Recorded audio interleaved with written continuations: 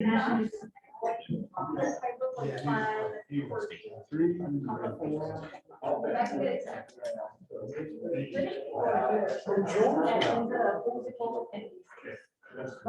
guys have Joel? Might have gone to the fair. Do you have Joel? Not saying Do you have I was Joel? wondering how many books would show up there. Oh, no. He's not, yeah. I wonder if people have gone to the wrong building. That's a possibility. Joel's always on time. Well, it is always on time.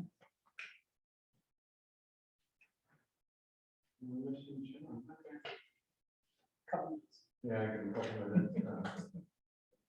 Please get coffee. I hate it when people are late for meetings. Not that anyone else.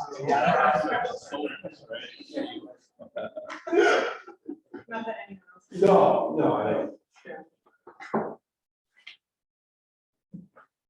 Okay, folks on the phone, we're still waiting for a couple members to enter the room, and we're trying to make some phone calls here. Stand by, please.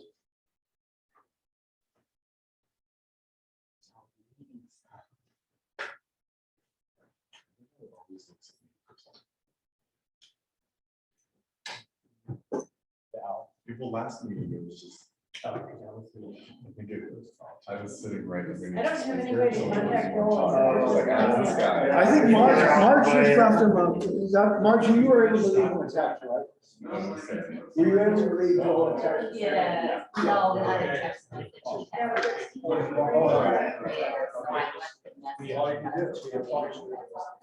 we went at the border. Really? I didn't raise my hand for the show, so we're done. Sam, yeah, while we're waiting, there's cold water and hot coffee. Oh. Well, I just went all off. I didn't do it, it's Mariah. Mariah, thank you. But do help yourself. Thank you, Mariah. Please do help yourself.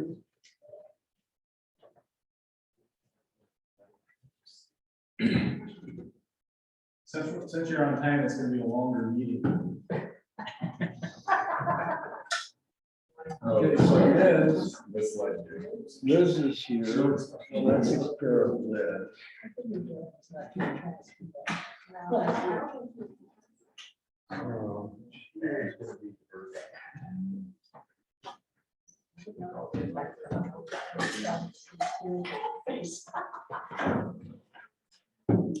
So we got Liz virtual.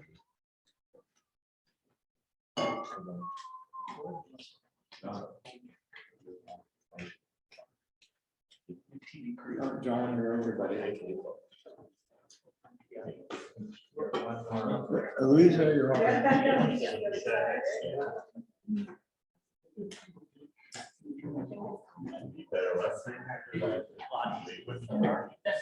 Yeah, we actually. Yeah, we oriented them to that way. So that when it comes to the door, everyone's. But yeah.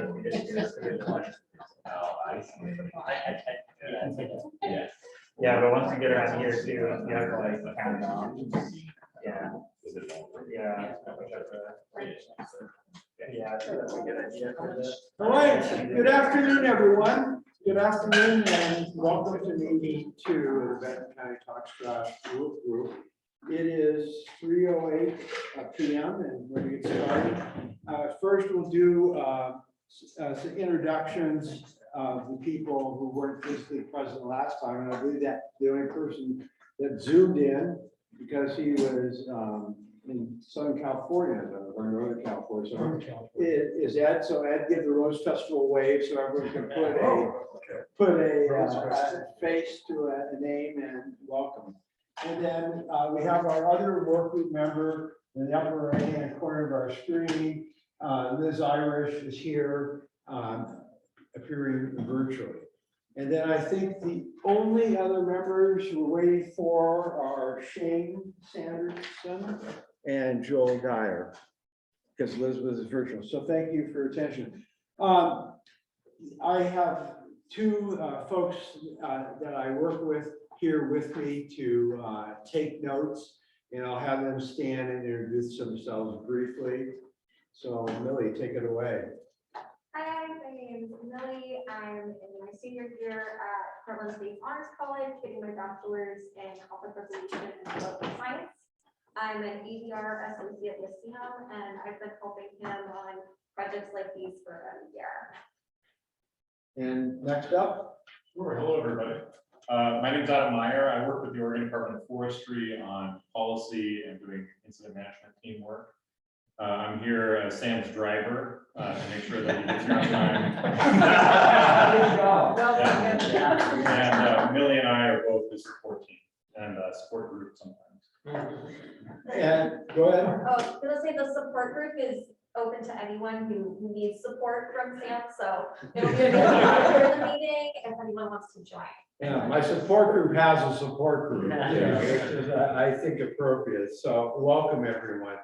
So the participant instructions have already been followed, it looks like. Liz signed in and has her visible screen share there so we can see her. And thank you for all the folks on Zoom who have stopped sharing their screen so we can focus on what's going on. The reviewing the agenda is pretty straightforward. And if you can, Daniel, share that agenda, please, that would be divine.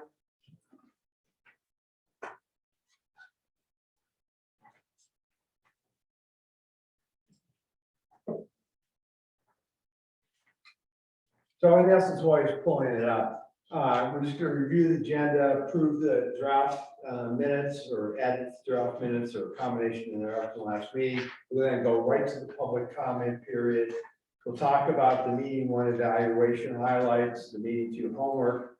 We'll take a break. We're going to explore the common understanding section and start the refinement process for the missing topics and questions. Have a dinner break. We'll discuss the solid waste management plan concept for discussion. We will triage, get back to our triage between the 5 elements and talk about why we're here at participation and do a closing dance number and take it away. So that's what we're doing so far. Let's pull up the draft minutes from the last meeting and ask if there are any additions, subtractions, multiplications, or divisions to the meeting minutes.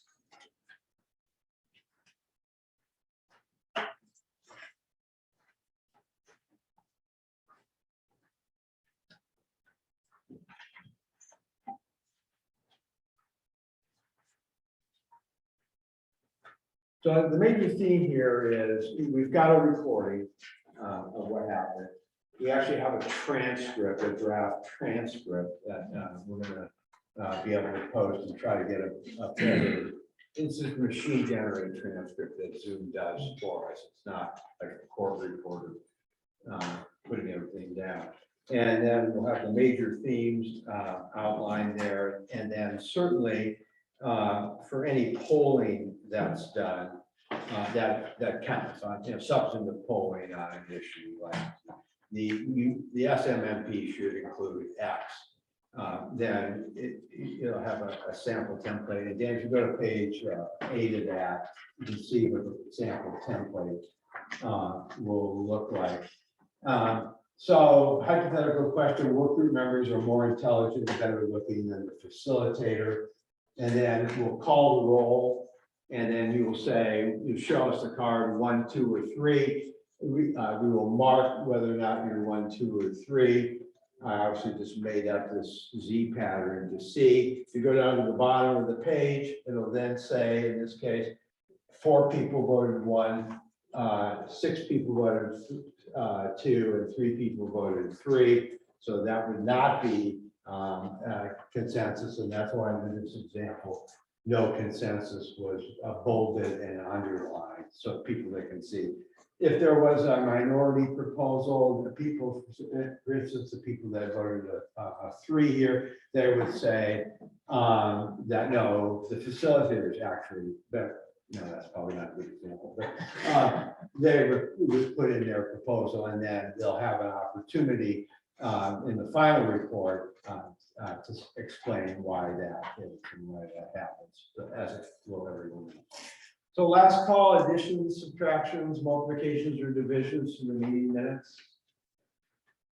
Yes, sir. Just to change. Yes, sir. Page 7. Yes, sir. Top, from the B. I think it's just a typo about Joe volunteering to plan a surrounding tour At at a time. So we'll correct that. Thank you, Ed. Good eagle eye correction. So we'll change page 7, top of the page, section B, to read Joel volunteered to plan a surrounding area tour at a different time than the landfill tour. Where's that? Yes, sir, Daniel. For attendees, Greg Barrett's name is spelled incorrectly. Where do you have this? This is on page 3. The last line of the top table, the Greg Beretta, it should be correct. Well, he asked and I gave him a free name change Okay. as part of my attorney at law practice so that he can have that. So we'll get that changed. I would want to read that. Yeah. All right, last call, going once, twice, sold. All right, next up is public comments. So the usual, I need to get a sense of how many people, and so we can figure out minutes here. So first, physically present, how many people want to make public comments? 1, and then if you could just turn your video cameras on if you're on the screen, so I know that you're in the queue. Anyone on the video call? I want to make kind of, so I see Chuck. We'll get you in the queue.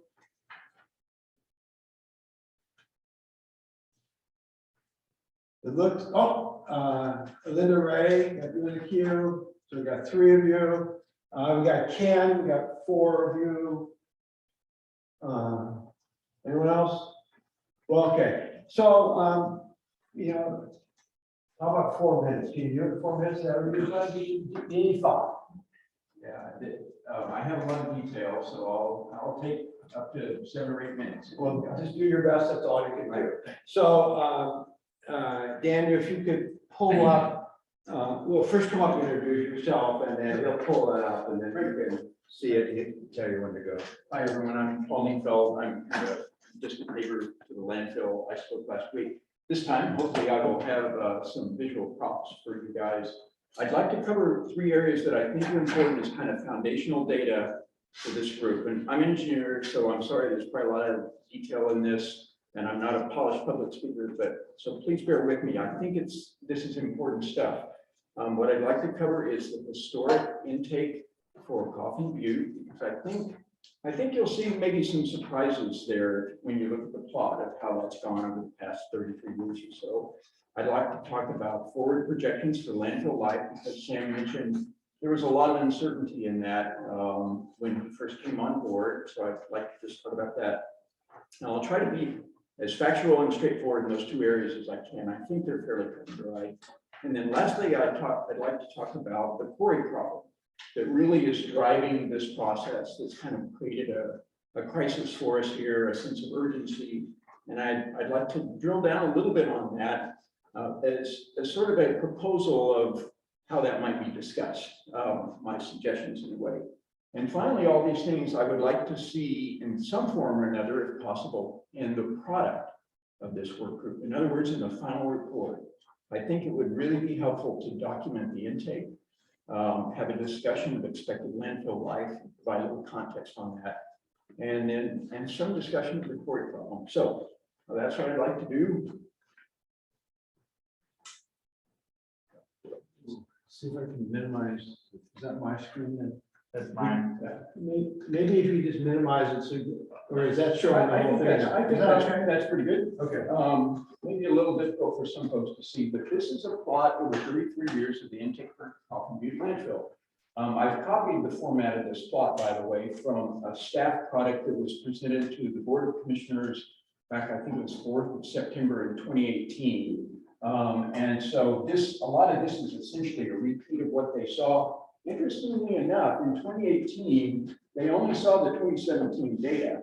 And as you can see, there was kind of an anomaly that occurred around that time that in years subsequent, it became apparent that it's kind of stuck. So guided tour here, the volume runs from 0 to 1.2 million tons per year. The orange bars indicate the volume for each year. The blue line with the dots indicates it's kind of the linear cap that they implemented in the 2000 franchise agreement. And then over here on the right, I gave you some extra markers here to kind of provide some guidance. So the intake cap limit in the 2020 franchise agreement is shown in the dashed red. That's at 1.1 million tons per year. The blue line represents the 750K tons per year that Republic Services tends to use in its forward-thinking forecast in terms of estimating landfill life. So that's an interesting number. And then way down here in the green, weighing in at 75,000 tons per year, is the allocation for Benton County per the 2020 franchise agreement. Now, I understand, especially folks from Republic Services, will be inclined to say that the actual Benton County contribution has been greater than that. I think there can be some debate about that, but in any case, this is what's reserved for us. So that kind of sets the scope of things. If you step back and look at this, especially from the perspective of a resident, what you see is we're kind of moseying along up and down, no big surprises. And then something happened in 2016, 2017, where there was a 73% year-over-year increase. And I personally would be curious, and I think this work group should understand from the operator, from the franchisee, what all happened here. At first, we thought it was just a one-time event, but the volumes have held high. And so we have to kind of wonder what's going on there, what's happened. Because, and this is part of the reason I wanted to show this chart, this is a picture in essence of why we're here. What's driving this problem? And to a large degree, it's been a huge step up in volume that's eating through the available space in cell 5 at a high rate, faster than the quarry was being constructed by far. And so now all of a sudden there's a short-term problem that we're all aware of, where the cell 5 is going to run out of space before cell 6 is ready. And if we were still down in the 500,000, 700, 600,000 tons per year of intake, this problem wouldn't be facing us right now. It'd be further down the road, maybe wouldn't even exist at all, depending on the timing. So I think this is interesting. One other thing I'd like to note is that for 3 years in a row, the old franchise agreement cap was violated.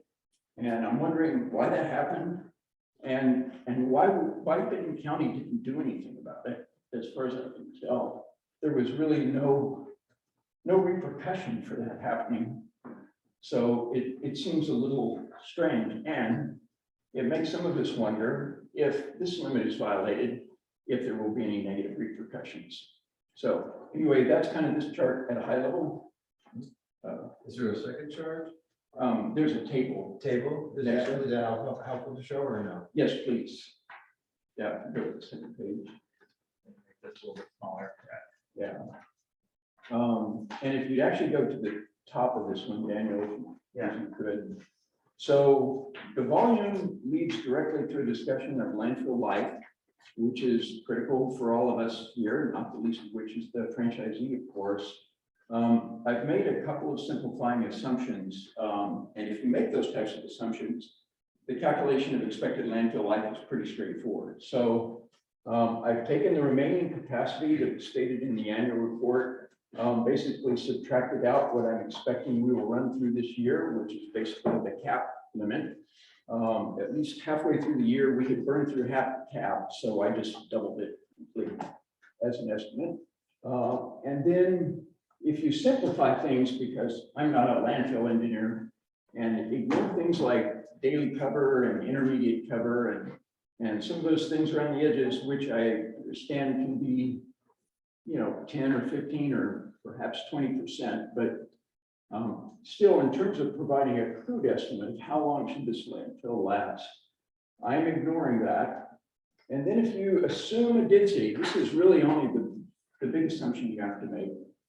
Density has to do with how much garbage they can pack into a cubic yard, basically, is the metric that's used. And the answer is, for the past 3 years, it's been about 0.93 tons. So if you assume that, and then Daniel, if you could go down here, you can pretty straightforwardly calculate what you think the operating life is going to be and what year the capacity will be reached. These are all calculated at past the end of this calendar year. And so if it were only Benton County putting in their allocation, we'd have about 200 years. I don't think we'd be here working on this right now if that were the case. That's an extreme, I understand, but it's an interesting data point for those of us that live in Benton County. At the bottom is, if we were running at the cap, my calculation is we would have about 14 years of operating life left and probably fill up somewhere around 2035. Obviously, if that cap was exceeded, it would be even shorter than that. But that's an interesting data point. And this is part of the guidance that we've been giving, or trying to give some of the Benton County government officials to say, we think there may be only 13, 15 years of life left in the landfill. And so we should start working on solid waste management plan to deal with our future here. So that's the reason for that guidance.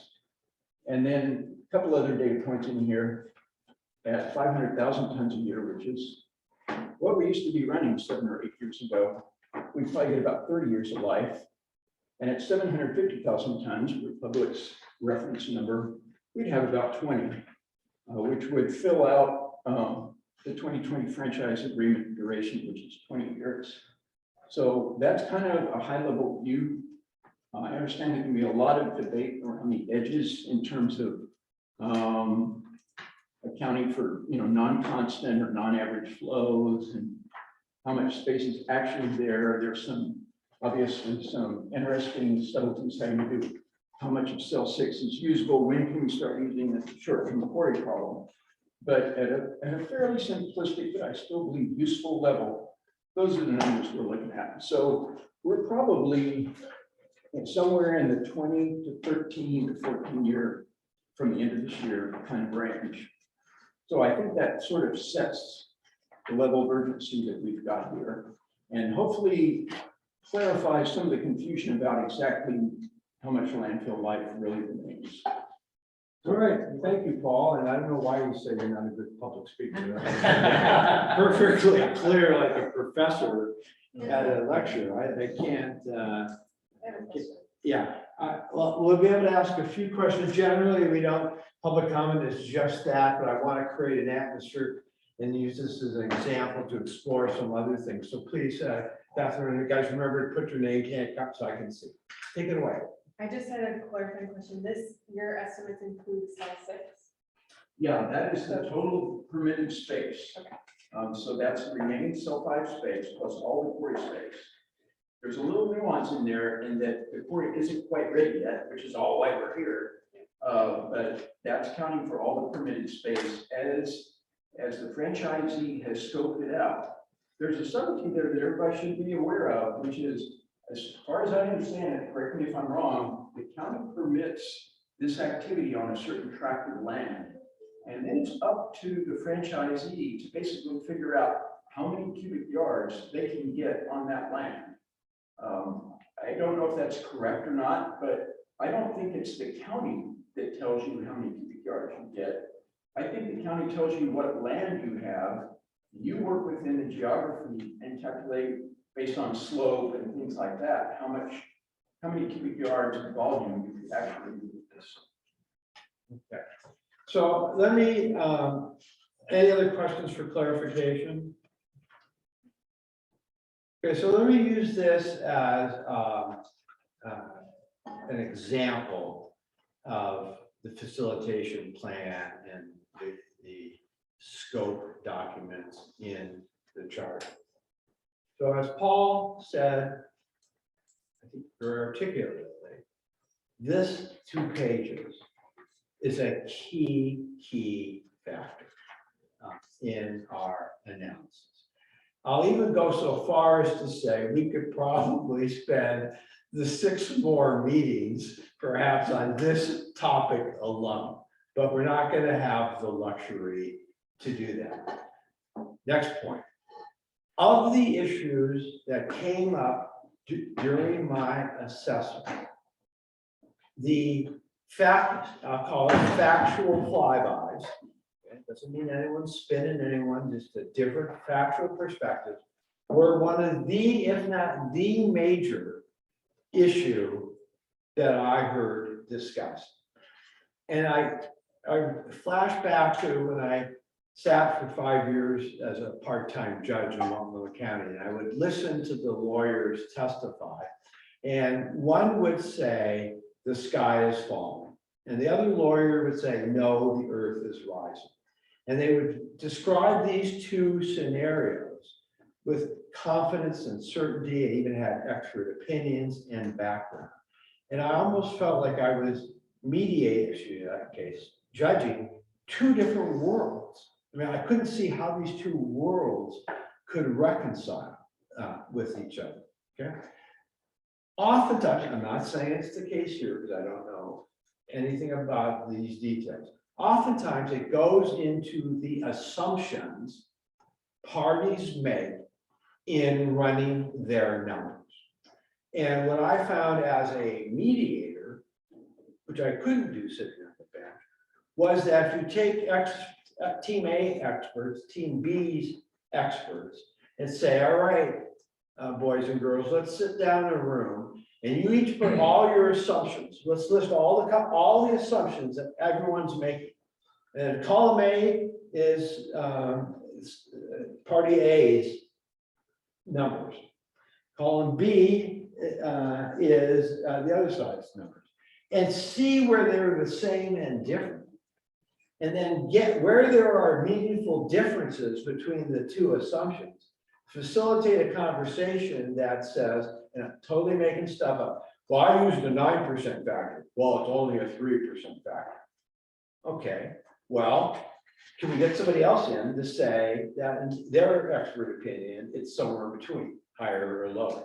What if we did the midpoint and took the midpoint between those numbers?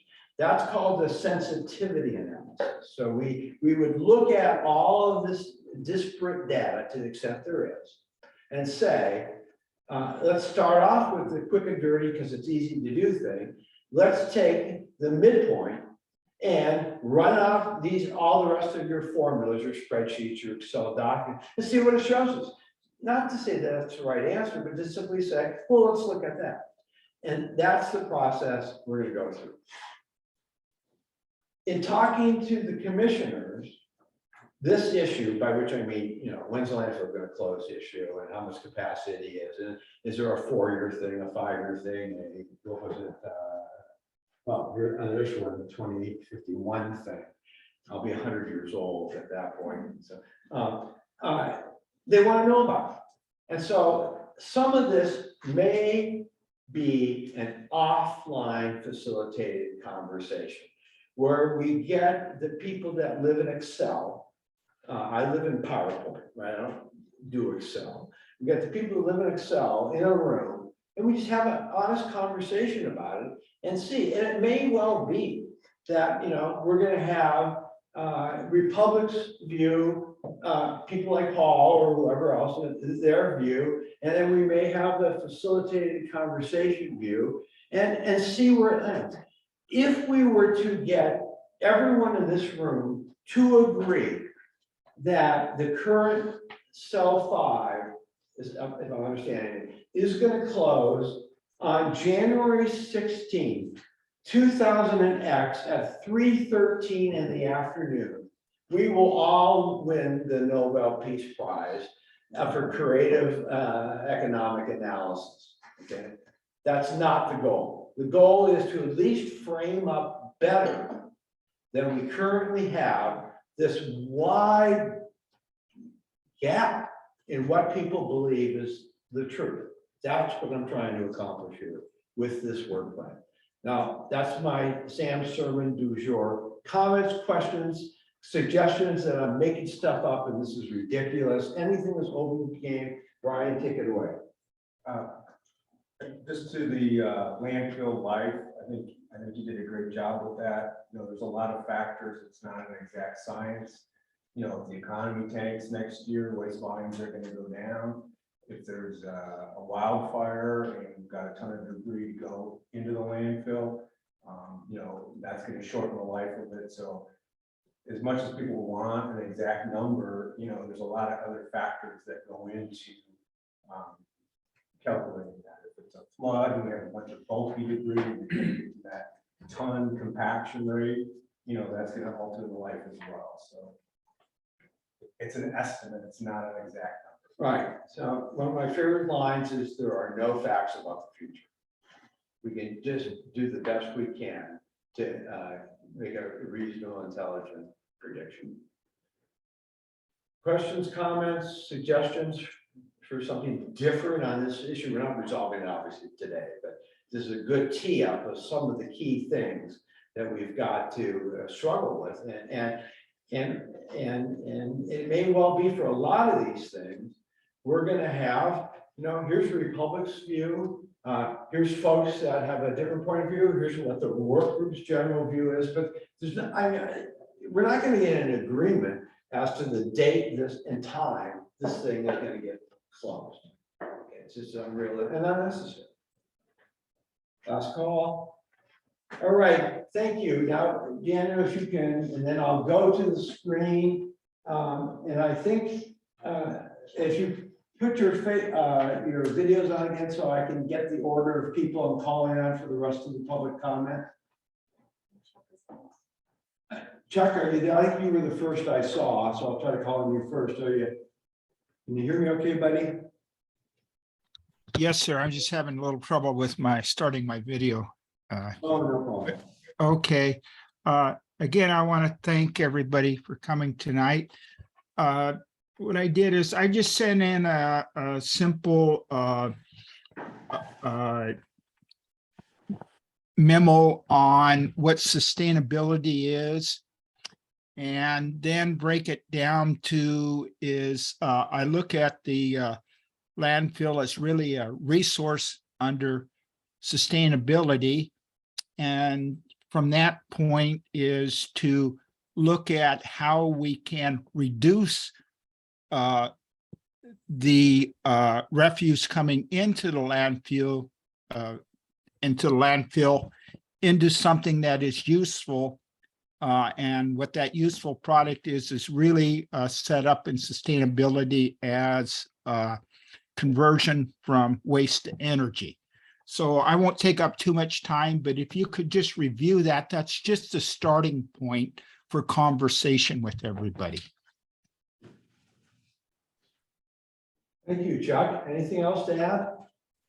Always, but I've got time. Okay, Chuck, when I interviewed you in assessment, I thought I made it clear that I do the jokes, not you, buddy. All right, thanks, Chuck. So I think Linda was next. I see she's alive and present. Linda couldn't hear you, so she turned her camera on. Maybe we were introducing ourselves, so I'm sorry, I did not have a public comment. You do not have a public comment. Okay, sorry. Good. Okay, all of a sudden you moved from the video screen to the back of the room. I thought that was pretty darn impressive, you know? All right, next up I've got Ken. Yeah, hi, everyone. Can you hear me okay? Yes. Yeah, so my name is Ken Eklund. So I just have a quick comment following up on Paul's presentation, just because I think Paul said that he used the numbers in the landfill annual report for the volume of the landfill. And I believe in the public, in the county document about the landfill, they pointed out that those numbers are, as a matter of fact, not correct. Because that number that's stated in the annual report assumes that the quarry has been completely exhausted. So that's the amount of volume that's available if the quarry has been completely exhausted. But of course, the quarry can't be completely exhausted for another at least 8 years or more. Complication for that. And of course, if you're putting garbage into that space, you're not actually being able to take quarry rock out of that space.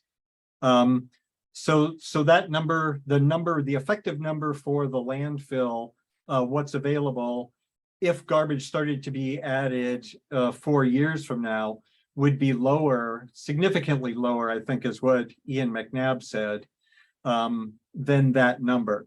So basically the timeline, looking at Paul's number, is even shorter than he says, because that volume is not actually that volume, the number that he's predicating that upon is actually a number that doesn't exist in the timeline in which it would be filled. I'm not speaking about it very well, but that's just another complication, I think, but it's a worrisome one because essentially it does reduce the volume that's going to be available in a manner which anyway, reduces that volume. But the reason I wanted to talk to you is just because one of the work group members, Liz, just had a question, a formative question about the Solid Waste Advisory Council and the Disposal Site Advisory Committee. She just wanted to know what the history and kind of why do those organizations exist, why those entities exist. And as the chair for both of those entities, I can just answer that question. So the Solid Waste Advisory Council has been formed by the county. It's a typical thing, a standard thing, I would say, for counties to form such a group because all counties have waste streams. And so essentially that's the purview of the Solid Waste Advisory Council, is to look at how the county handles its waste stream and what, how much do county members pay to have their waste stream processed, et cetera. So again, the Solid Waste Advisory Council is formed by the county. There's a section, the bylaws are established in the county code, et cetera. And the mission of the Solid Waste Advisory Council is to advise the Board of Commissioners on issues having to do with the county waste stream, and also having to do with how that county waste stream affects the health and welfare of the residents of Benton County. So it's one of the functions of the Solid Waste Advisory Council that it kind of sits between the county and the community in issues of solid waste management. So complaints come to it, or can come to it from the public. The public can also bring up other issues like what's the long-term plan for the county and its waste stream. All of those things kind of come to the Solid Waste Advisory Council, or it can. Now, the Disposal Site Advisory Committee is a state entity. The state has, it's in state law that that organization be that it be convened. And it's a requirement essentially for counties that have a landfill in them. So again, the purpose is to handle comment from the public, come to the Disposal Site Advisory Committee, and are then passed on to Oregon DEQ every year, assembled and passed on as part of its function. But then also to handle other issues essentially having to do with the disposal site in particular. So those two organizations have quite a bit of overlap in terms of their charter, their missions, which is why they are essentially combined into one group in Benton County. So the same members of all the members of the Solid Waste Advisory Council are also members of the Disposal Site Advisory Committee. The Disposal Site Advisory Committee also has ex officio a member, a representative from the landfill. So Liz, if you have any more questions about that, or if anyone in the group does, it's entirely understandable. You don't really know who we are or what those organizations are, where they came from, what they do. That's kind of the high level view. Thank you, Ken. All right, last call for public comments. I'll first look back to the room. Anyone left in the room? Seeing no one, last call on the Zoom stream. If you could just show me your smiling face by putting your camera on, I'll know you want to get in the queue. Hearing none, I always encourage folks to send in those written comments to the project email address. They get rolled up and in a bundle and sent out to folks before the next meeting. With that, we're concluding the public comment period. We are 1 minute under schedule, so everyone just sits quietly for a minute and we'll get back on track. All right, next up, Daniel, meeting one evaluation highlights. So what happens here with the meeting evaluation forms, it's obviously used by SurveyMonkey program. In this case, Millie or Amelia downloads the data into Excel, copies and pastes them as is into the document and formats them so they're easier to present as a Word document than the Excel document. And so it's the classic Likert scale from very dissatisfied to very satisfied. And this top row basically is saying as to the overall meeting quality, no one was very dissatisfied, no one was dissatisfied. 8 people thought it was okay, 4 people were satisfied, and 1 person was very satisfied. So that's what the little numbers below in parentheses mean, how many people voted what way. And so as you can see, everything is to the right at or to the right of the midpoint. And so that's just a barometer. It's not some kind of scientific scale. It's just to help me and our team understand are we going too fast or we don't going too slow. I mean, you know, what's sort of the zen of the room under that old continuous improvement kind of philosophy. And if you can just go down to the first comments here.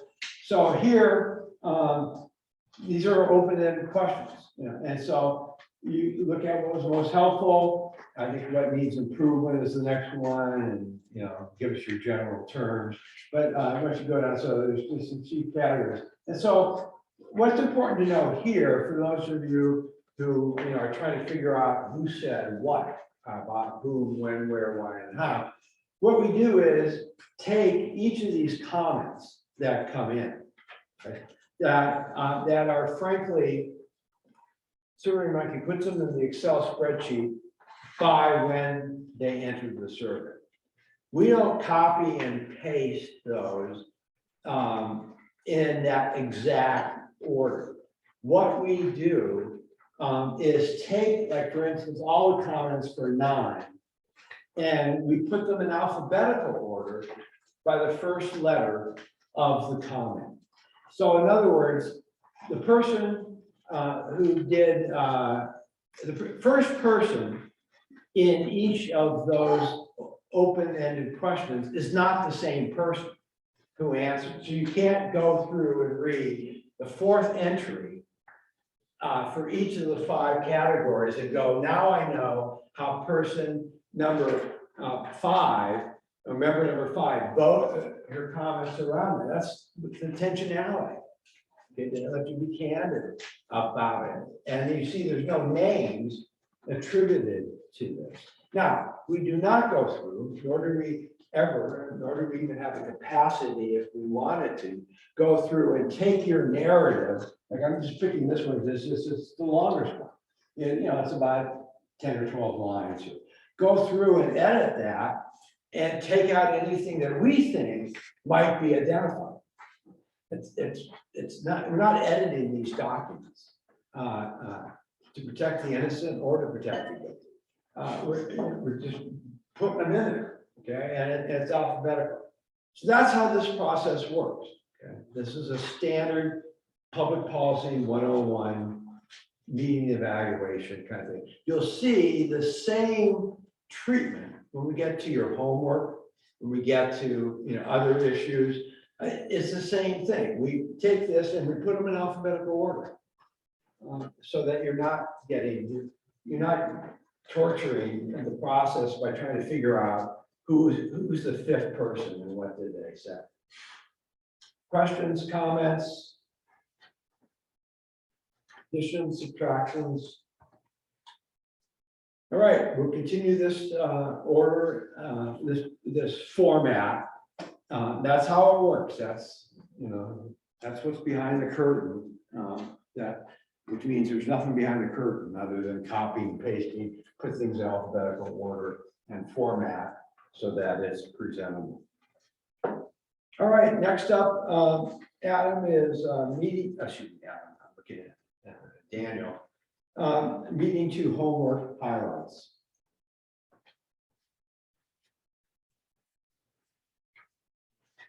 In minutes while he's doing that, just if you have anything, just unmute yourself and start talking. I'm trying to see, when your little hand goes up for that Q thing on Zoom that raises your hand. I'm trying to look at it, the screen's small. All right, so what we did here is we put forward the various. Here's your respondent, and we just put them in alphabetical order. Here, by your name. The alphabetical order by name does not cross into the alphabetical comments. It's not by name, it's by random what the comment says. So here's all the people that responded. We had 15 total, and 12 of those folks were polling members, and 3 of them were ex officio. To give you a clear idea, because we have this distinction, ex officio members or valued members of the community are here to offer substantive information on some of the procedural issues, like what time are we meeting and who go to the tour and what kind of lunches are Russ and Sean going to serve us, that kind of thing. They get to opine, otherwise they don't. So we have 15 members that came and answered the homework, which we appreciate. We understand that not all of you have the time, and frankly, getting up to speed on some of this stuff for the first time, and that will evolve over time. Question number 3 just gives the alternates for folks. Again, the board prefers that you yourself come to the meetings, but if you can't, life needs to go on, and then you assign an alternate. So that just lays out who alternates are, and that will, from this point forward, be moved into any of the meeting minutes and roll calls as such. Next up is the other question that I called an audible on last time, and we didn't get to it. And the question really says, all things considered, the Benton County Talks Trash Work Group membership is balanced fairly. And this is not a vote. This is taking your pulse in the moment to get a general sense of where the group is. The action is here in the meeting, where we talk about it, explore it, refine this, and we may end up saying, this looks good to go. It may turn out that we say, no, now that we've talked about it and had a chance to hear from other people, I've changed my mind and I'm going to move my X to the left or the right of where it was in the first place, because I appreciate what my colleagues had to say. So basically this says, of the polling members, the top, get over here a little bit so you can see this, I appreciate it. Of the polling members here, thank you, Daniel. Two people strongly disagree with that statement. In other words, two people think, and I'm trying to put words in their mouth, but just by mere logic, two people are saying the BCTT work group membership is unfairly balanced. In essence, that's what they're saying when these two people voted a two. No people voted one, two people voted a two, so we have four people on the it's not fairly balanced end of the spectrum. One person is neutral, and then on the other side, we have 4 4s, 1 5, and 2 2s. That means then the average of these things is 3.3. So it is somewhere right about here on this spectrum to go forward. So this is an example of quantifying your subjective beliefs. It's a beginning, not the end of the conversation. Ex officio members lean more towards thinking it was balanced, but not by a dramatic amount. They're slightly to the right of the neutral midpoint. Their average was 4.4. For purposes of just being full disclosure, if you add those up, the average is 3.5. So it's it's just on the positive side of agreement. It's, it's not all the way over here, not all the way over there. So before we get into that, the discussion of this, I want to make sure if there's any questions or comments about what I'm doing here. So I saw you first. Go ahead. Just for disclosure, I'm meeting with Daniel, on page 2, Scott is still a member. Did he vote? The question came up last meeting about ex officios. Right, I know it came in at the last minute, so I was just curious, so everyone knows who's voting as ex officio. Yeah, so the only two staff members currently are, you and I. Okay, only because Scott is still on page 2 of the Yeah. list, so I just want to be clear, because it came up last meeting. Yeah. Who's So voting, so I just wanted to. so you can vote. No, no, I know, but I was just making sure of the number, there's an extra name on there that is not actually voted. That was why. Okay. Yes. Okay. There's somebody over here. And the process questions. So what is this designed to lead to is, Darren, do you remember when our next commission report is? Is it next coming Tuesday or week after? Or next Tuesday? So next Tuesday, Darren and I have this standing item before the board, which is a 15-minute update on this process. We will report out your thoughts on the question, as currently constituted, is the BCT work group membership appropriately balanced? And this will be some of the results that we'll show them, but more importantly is your comments here, which we can roll off and add. Why is this important? Because it's we have one vacancy. Right? We have one vacancy that we need to fill. And as you saw from the comments going on, we have all the reasons that form the basis for your answer to question 4. That's in question 5. And then question 6 asked what parts of the community are in essence underrepresented, to create the balance, especially if you scored low. And the question 7 are specific names that you would want the county to consider. So they're, the board of commissioners to consider. So they're in essence asking you, what are your thoughts? And do you have a recommendation or a category on what's average? While you've already said it, Survey Monkey, I'm sure not everyone has had anywhere close to a significant amount of time to read all this and digest it. So I want to give you an open forum to give feedback, which will roll into the Darren and Sam show, although I think it should be Sam and Darren show. It's coming next Tuesday. So put your tents up if you'd like to get in the queue, and happy to take your comments and more importantly, suggestions so we can pass them on to the board.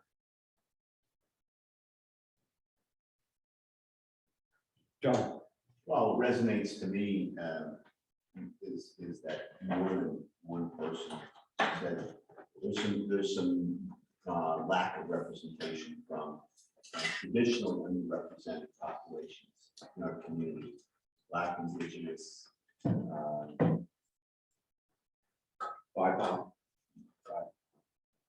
students were mentioned.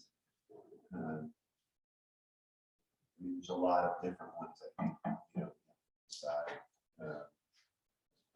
which area needs more representation. You know, it needs to be a meaningful ask, I think. so in the category of you know, updating you, I've worked with Grandma Tribe over the years before, and I have some close connections there. I talked to them about participating in this process, and the cultural resources person indicated that there are government relations. There are two different types of Cs. Consultation, which is the formal process, and the other C, lowercase c, perhaps, is the coordination function. At that point in time, they prefer to do the little c and be on the mailing list and brought up to speed. I have not been able to get a hold of the Silas Nation yet, and I will continue my efforts to do so. So if any of you have a specific person there that you could send me an email for, I'll just hop on the phone as soon as I get it and let them know. But I think that's a great point. I don't think, you know, necessarily a seat here is for every, you know, every person, every group, but it could be some other form of interaction and engagement.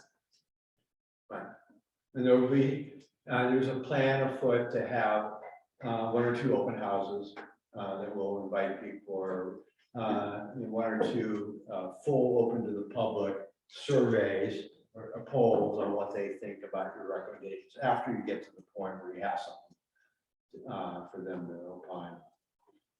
Any other thoughts on this particular topic? Who's missing? Is it balanced? If not, who's missing? And any specific names for the board to consider for Tuesday's event? Going once? Anyone on the phone?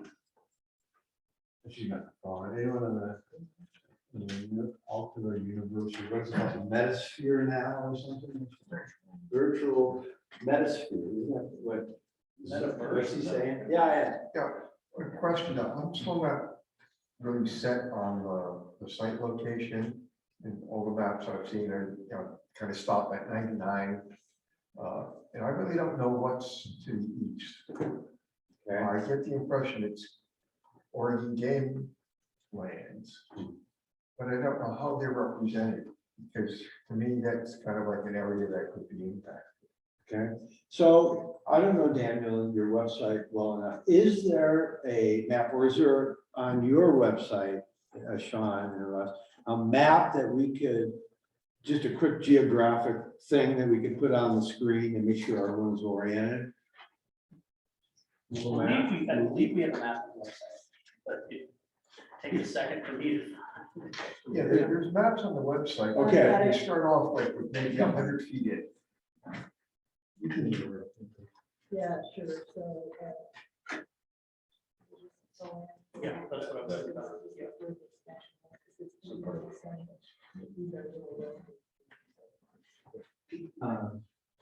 Remember more. Can you get like 25 copies? Oh, no, but we're. Can you get about 25 copies of that? You can also, you can just pull up. Okay, Darren's gonna do it. Okay, yeah, we get the map. Yeah, Is this a part of better? the attachment. Okay, so never mind, it's okay, Darren, we found, so it's an attachment, so that myths and facts. This one is, looks like it's like the third to last page or something. If you go through, there's in the application, conditional use application.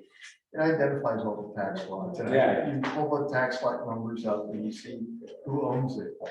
And then you see it's this Oregon Game Commission. And it's like, wow, they own a lot of land.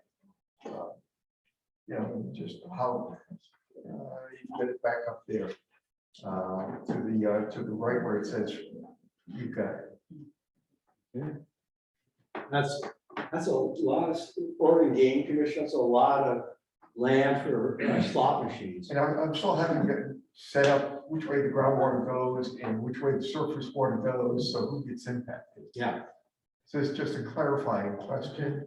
So we're gonna look into that and see if, you know, if that, I guess, in my own preference, if this issue came up during the assessment, I'm not so much inclined to have another governmental entity at the table as opposed to more of a citizen resident. Yeah, You know, but you know, it might be an ex officio or it just might Yeah, say, you know. could be an what's ex officio. important. yeah, could be an ex officio. It's just, you know, it's right now it's a black box. so- Yeah, I know, that's good. Last call on the issue of who should see us. Oh, yeah, sure. Yeah, I just wanted to respond, and I could probably clarify a lot of that because I know everyone around the landfill area. Yeah, it's Oregon Fish and Game Commission or Fish and Wildlife, and they own all of the land that borders immediately to the east side, on the east side of Highway 99W. Sean Woods is the manager. We talked to him, and also I would say the hunting and fishing groups that use the site are also interest groups. There's the Mary's Peak Hounds Club is really big on that site. That's their #1 site. They use it intensively all year round, and it's also a really popular fishing place. They also own land on the north side of the landfill, where you see that funny little angle that angles down in almost where the tarps start. That's the Coffin Butte Annex, which was added to benefit upland game hunters, which is another interest group. And then all around the north side, it's private landowners. Okay, thank you. All right, last call going, third last call. All right, we'll roll this up and we present it to the commissioners on next Tuesday. I think we're usually like the first part of the agenda. And the meeting started at 9, is it? Yeah. So there it is. All right, the final homework assignment, I'm just gonna let you know it's there because we have a point later in the afternoon to do that, but it's another example. If you could put that up and it's on page 5 in.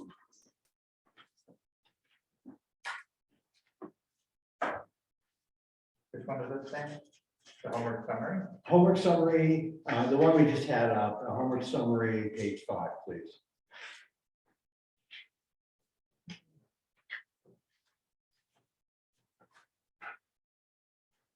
All right, so what do we do here?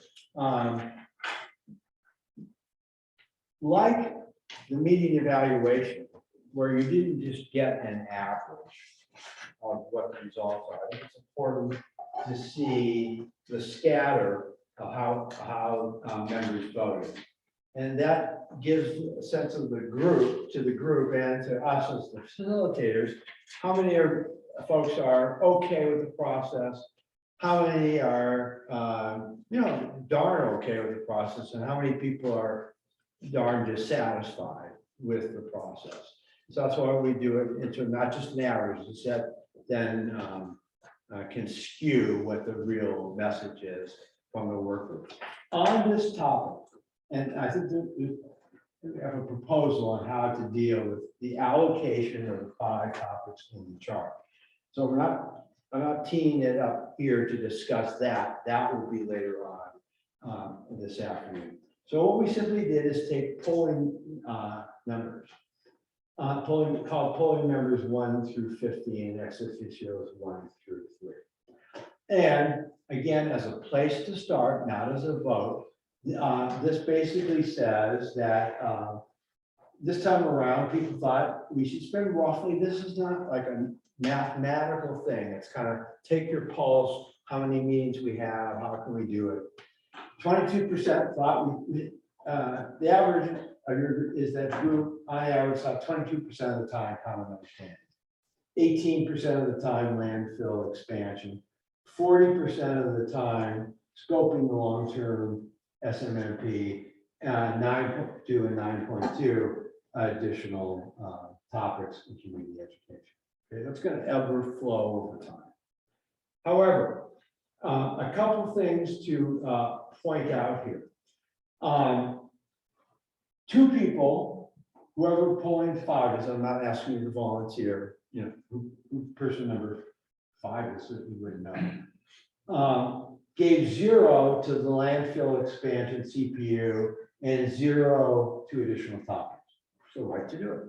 Okay, that's what they think. One person suggested that we do 100% on the SMMP and don't spend any time on the other issues. So it's not, I can't just give you the average and have you have a complete picture of what the Zen of the group is. You've got to see, because these numbers, when zeros are added, it then skews these numbers, the rest of the numbers in a different fashion, as it does the 100.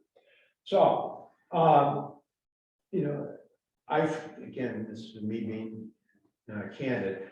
I never anticipated that there would be zeros in any of these spots. I mean, my thought, shame on me, was that if the board says we want you to cover 5 topics, that there would be some deference to that operating charge that says, this is what we want you to do. Okay? You didn't. So next time I'm going to do things like this, I'm going to say that specifically. You still want to put a 0 there or whatever, go ahead and put a 0 there. But I want to make it pristinely clear. We've got to be responsive to all 5 of these charges. We cannot just pick and choose. And the staff, under the charter, the staff has to agree with the percentage of evaluations.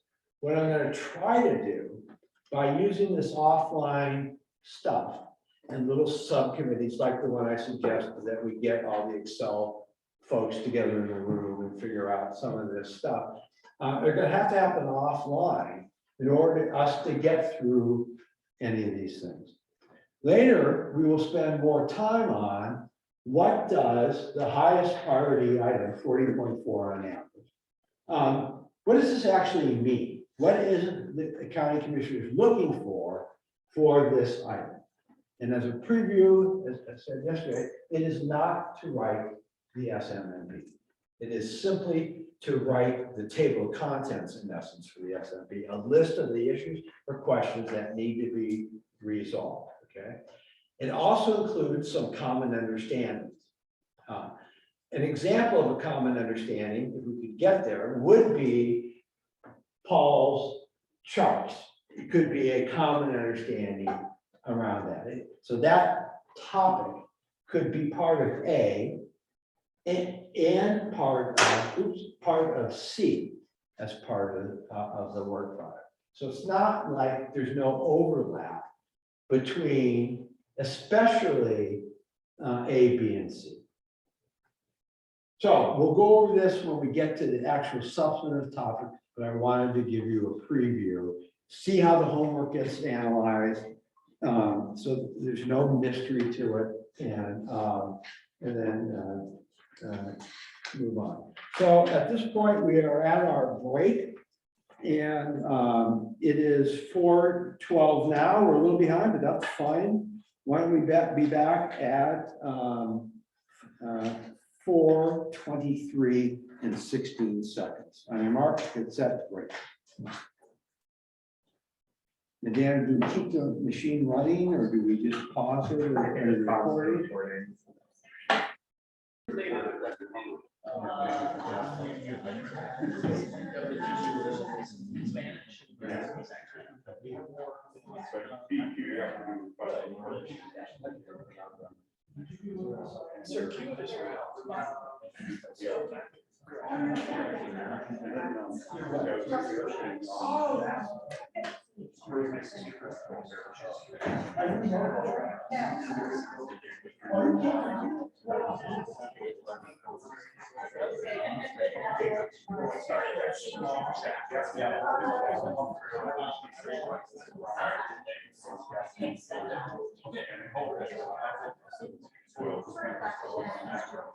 Yeah. That'll just make it a lot easier. Yeah.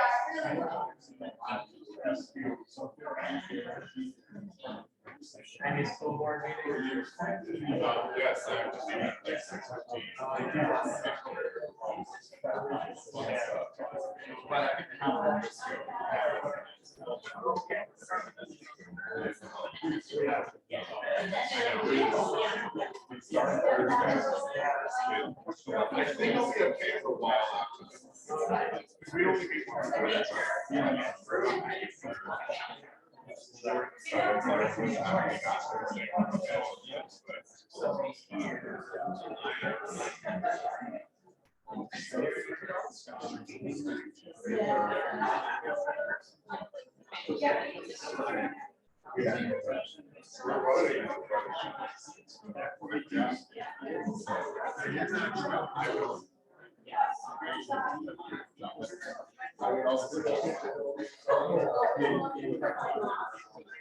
Two-minute warning, folks.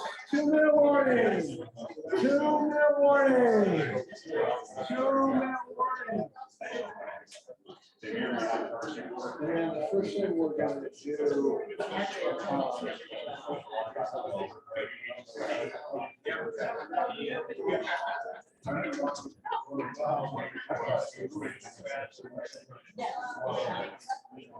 One minute warning, folks.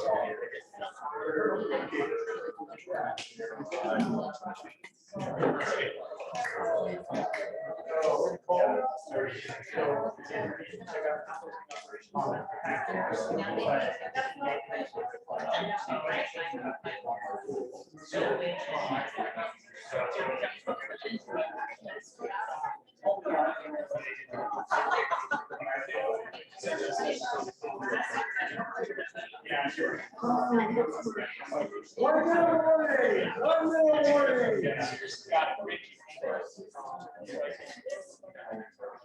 Okay, well, no, good.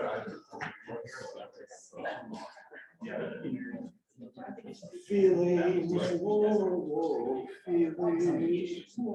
I'll start singing until you guys get back to your seats. I better stop for Yeah, you better stop it, folks. People will file a tort claim for ear damage, hearing loss, ear damage. Don't worry, we're not there.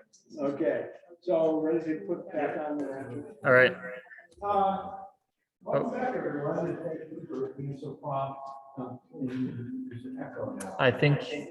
Oh, Testing, 1, 2, 3, testing. Hello, hello, testing. Sorry, the owl got disconnected here. Okay. Testing, 1, 2, 3, testing. Testing. Testing. We should be good. Okay, how's this, Liz, how's it going, Liz? Can you hear? Okay, thank you. All right, so next up is explore common understanding sections, refine list of missing topics and questions. So one, not the only takeaway facilitation team got from our last meeting is how to tackle this particular topic. And I believe it's Nancy who made a good suggestion to, let's not put forward, and some others have used it too. Let's not start with 95 or whatever it was page document. Let's start with the table of contents and get a sense of what's going on. So could you pull that up, Dan, or is it waiting to load? So what Daniel and my team did is this is like a draft table of contents of the work group recommendations, section 4. This is of the common understanding material. So what happened here is we had the table of contents that was lost in the 875,000 page document that was sent out last time. We stripped it out of that document and simply put it in the left-hand column. And this is the part where you can add to this. Then you went through this. What did you do after mechanically, we just created the left-hand column? What steps did you take by way of processing member feedback that we've gotten so far? So we essentially went through member comments and just general public comments that we've received for both meetings so far, and incorporated that content into the overall draft, and anywhere where that added any additional sections of this table of contents in the left column, we've added that material to the left column.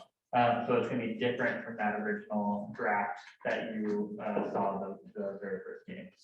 So again, in order to be responsive to your homework recommendation, responsive to the comments that we got from the public, rolled all that up. And this is, again, a place to start, not a place to end, okay? But it's designed to facilitate the conversation. So the exercise is, looking at this document, are there any topics or questions that should be answered that we need to improve? So let me ask one specific question, Dan. Is Ken sent in an X number of page document that we have placed on the site? And he asked, it was like several sections, and each section had, 3, 4, 5, 6 questions that that he thought, or I think this came from SWAC in DSAC meeting, they got approved at the meeting or something recently. Okay, so that's in here. Yeah, that all of those questions that were raised in Ken's document is in the assumptions section. Obviously, again, not set in stone, but it's memorialized in that section currently. So, which raises the next point. For purposes of today, let's not fight over what section a row is in. And at this point, we need to make sure we have a complete list of the questions, topics, concerns. Because some of these sections, some of these rows, and I'm just picking the first one I see, is Coffin Butte or regional disposal. That can appear in many places, in the body of the document or references to it. We're not down to that fine level of editing the document. We're simply trying to get a complete list. And then, Dan, if you go to the very top, please, you can see these headings. So right now, for this exercise, any one of these questions, topics, could appear, this is getting back to the scope, charging the 5 elements. It could appear in section A, developing common understandings. It could be a point relevant to that. Section B, it could go into existing criteria, information requirements for the land use, the CUP thing for short. Or it could go in C, scope the necessary tasks for the long-term SMMP. Again, I'm really hoping we don't fight which column it goes into. All that matters is column A, left-hand column, is complete. And recognizing as we go through the process to actually provide text for each of these rows, then there'll be a natural sorting out process that says, well, we're going to put it in A, B, and C. We're going to put it just in B. We're going to put that in C, but not A, what have you. Because ultimately, this is what I was, in part, was what I was referring to when I said the allocation of 20%, 40%, 60%, your shoe size times pi, as to the allocation is really not as relevant if we follow a model like this. Let's reach the agreements that we can get and put it there. Now, there may well be a fourth column, fifth column, the far right column, that says minority reports. It may be that we all cannot get to a place where there is a consensus amongst the work group members that the landfill is gonna end on, September 13th at 2:30 PM, year 2034, absent leap years. And that was gonna be where that information could be. So that's what this process is set out to do. Let's hear first questions for clarification of what this document says, then we'll take suggestions for improvement to the process, and then we'll go into a more substantive discussion. So Nancy's up first. What's the color coding? Daniel, or Millie, did you do this? Who did this? I did the color coding, it was just so you could see what section you were in, because it was so long. There's not a rhyme or reason, it's just by letter. Well, wait a minute. There's pink, the pink just means, okay.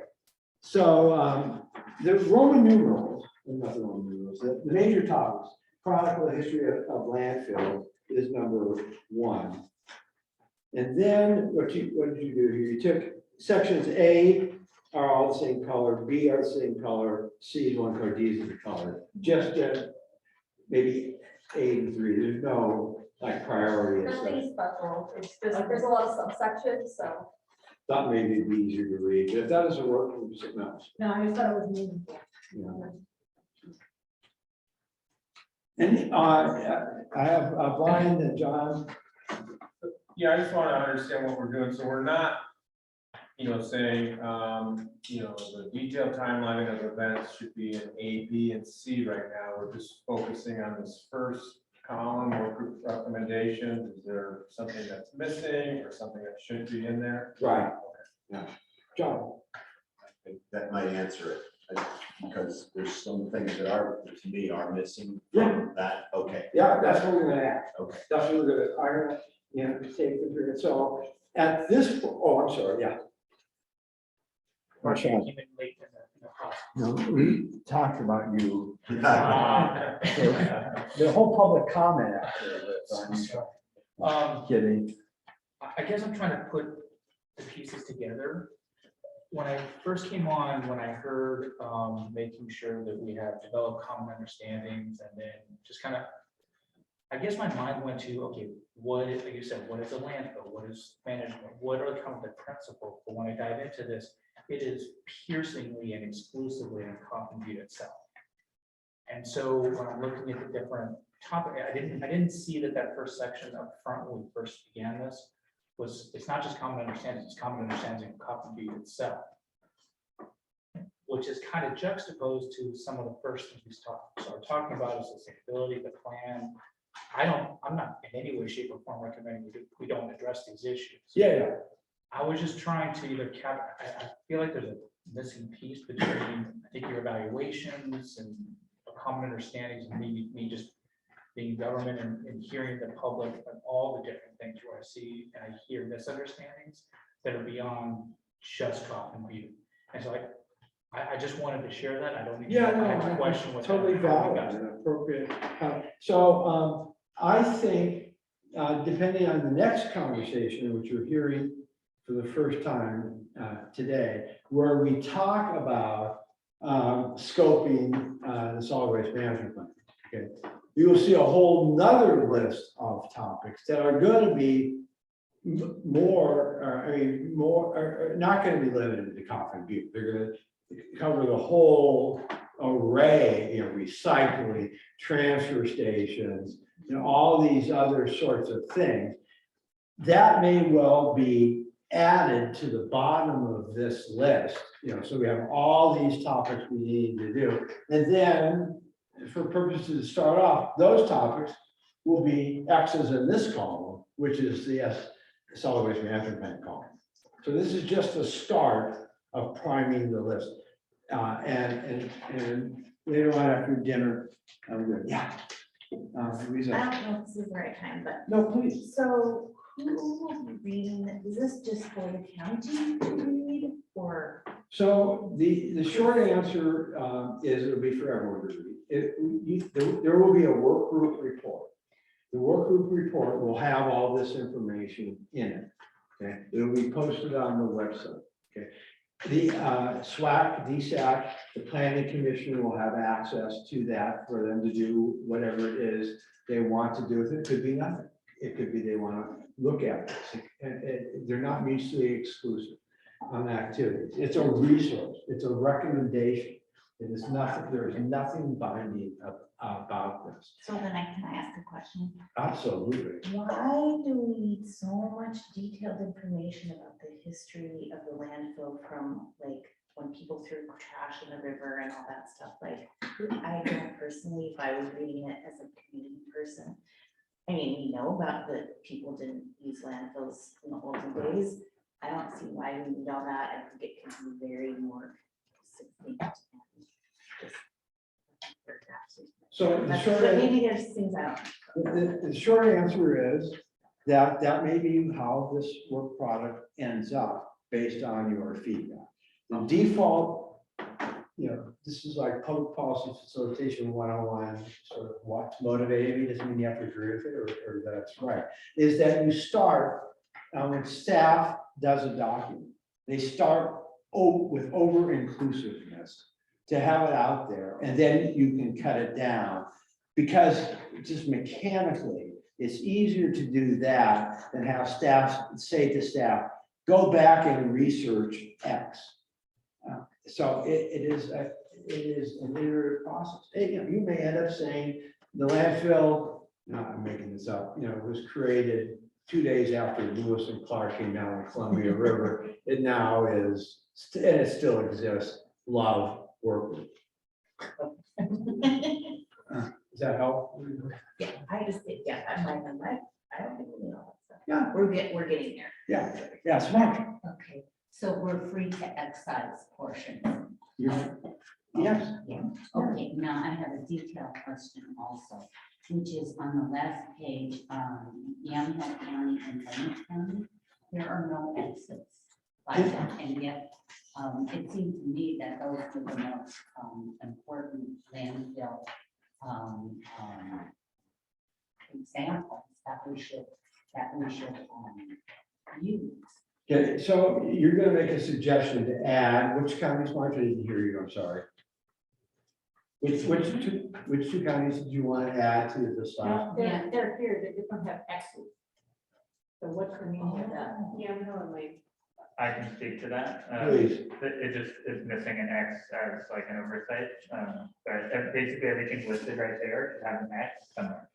But that's the idea. Yeah, So so I think that, the intention is that those would be an X in that section of the column. this is a PDF, so we can't really edit it No. online, right? So we'll make a note, maybe we can make a note to add the X's. See, Brian and Catherine. I wanted to click on Lane County, they run and operate their own landfill, so they don't have they're not hosting a landfill, it's their landfill that they run and operate, so. I don't know if that makes a difference to people. Are we going on topics now? Oh, not quite yet, just want to make sure, but we're really ready to do that. All right, so what I'm going to suggest to Millie and Adam for this portion of the meeting, we not try to plug them in the specific row they belong, but simply maybe create a little table that has topic. The first column is topic or topic / question. The second row is a quick and dirty, well, let's just put them all in it.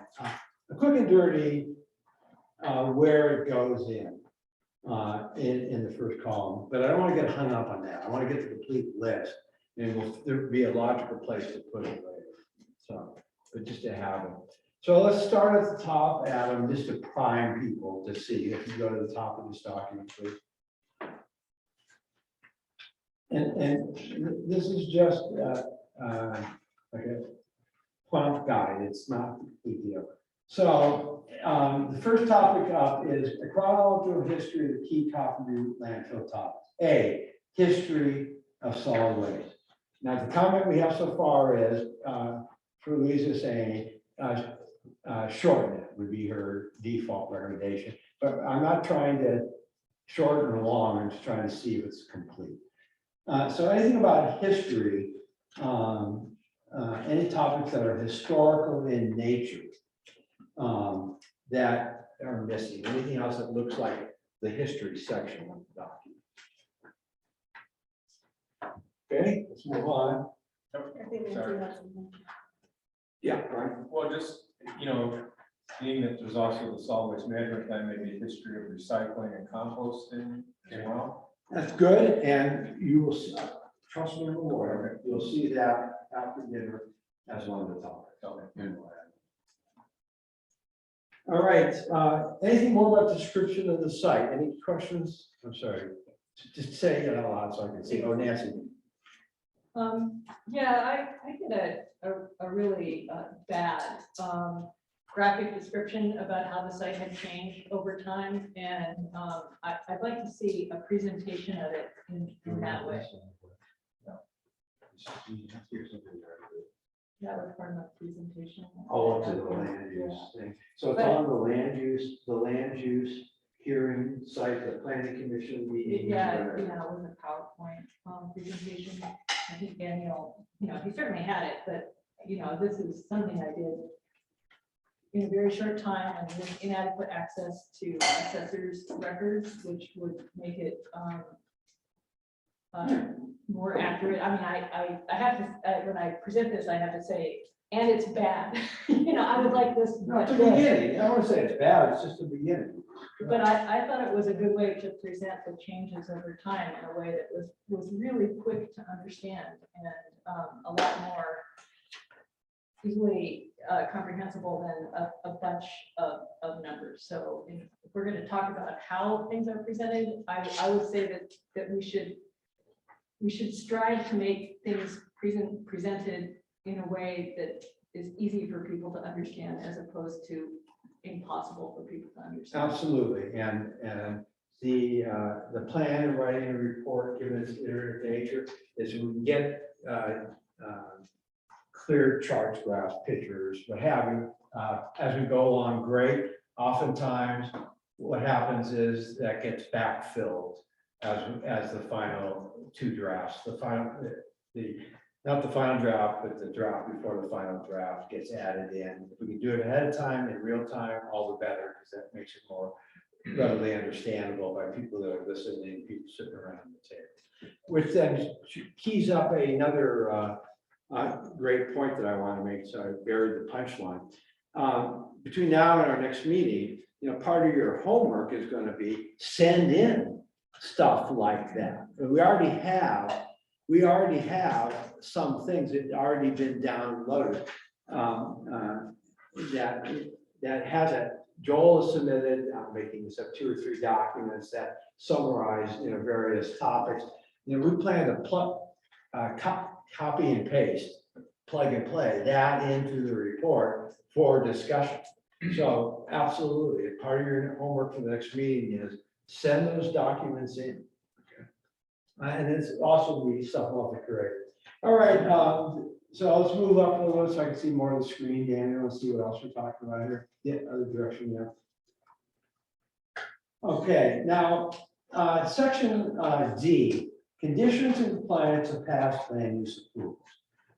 The second most common topic that came up in the assessment was the assertion that Republic has not complied with the conditions of the past land use approval.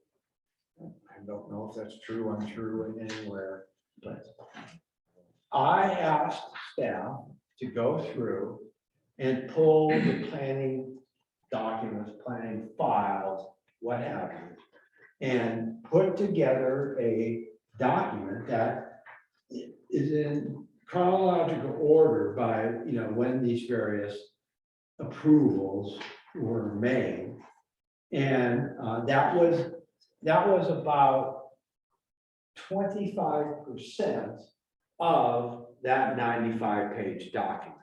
Was a table that outlined what happened in each of these things. Again, it is a first draft of that document.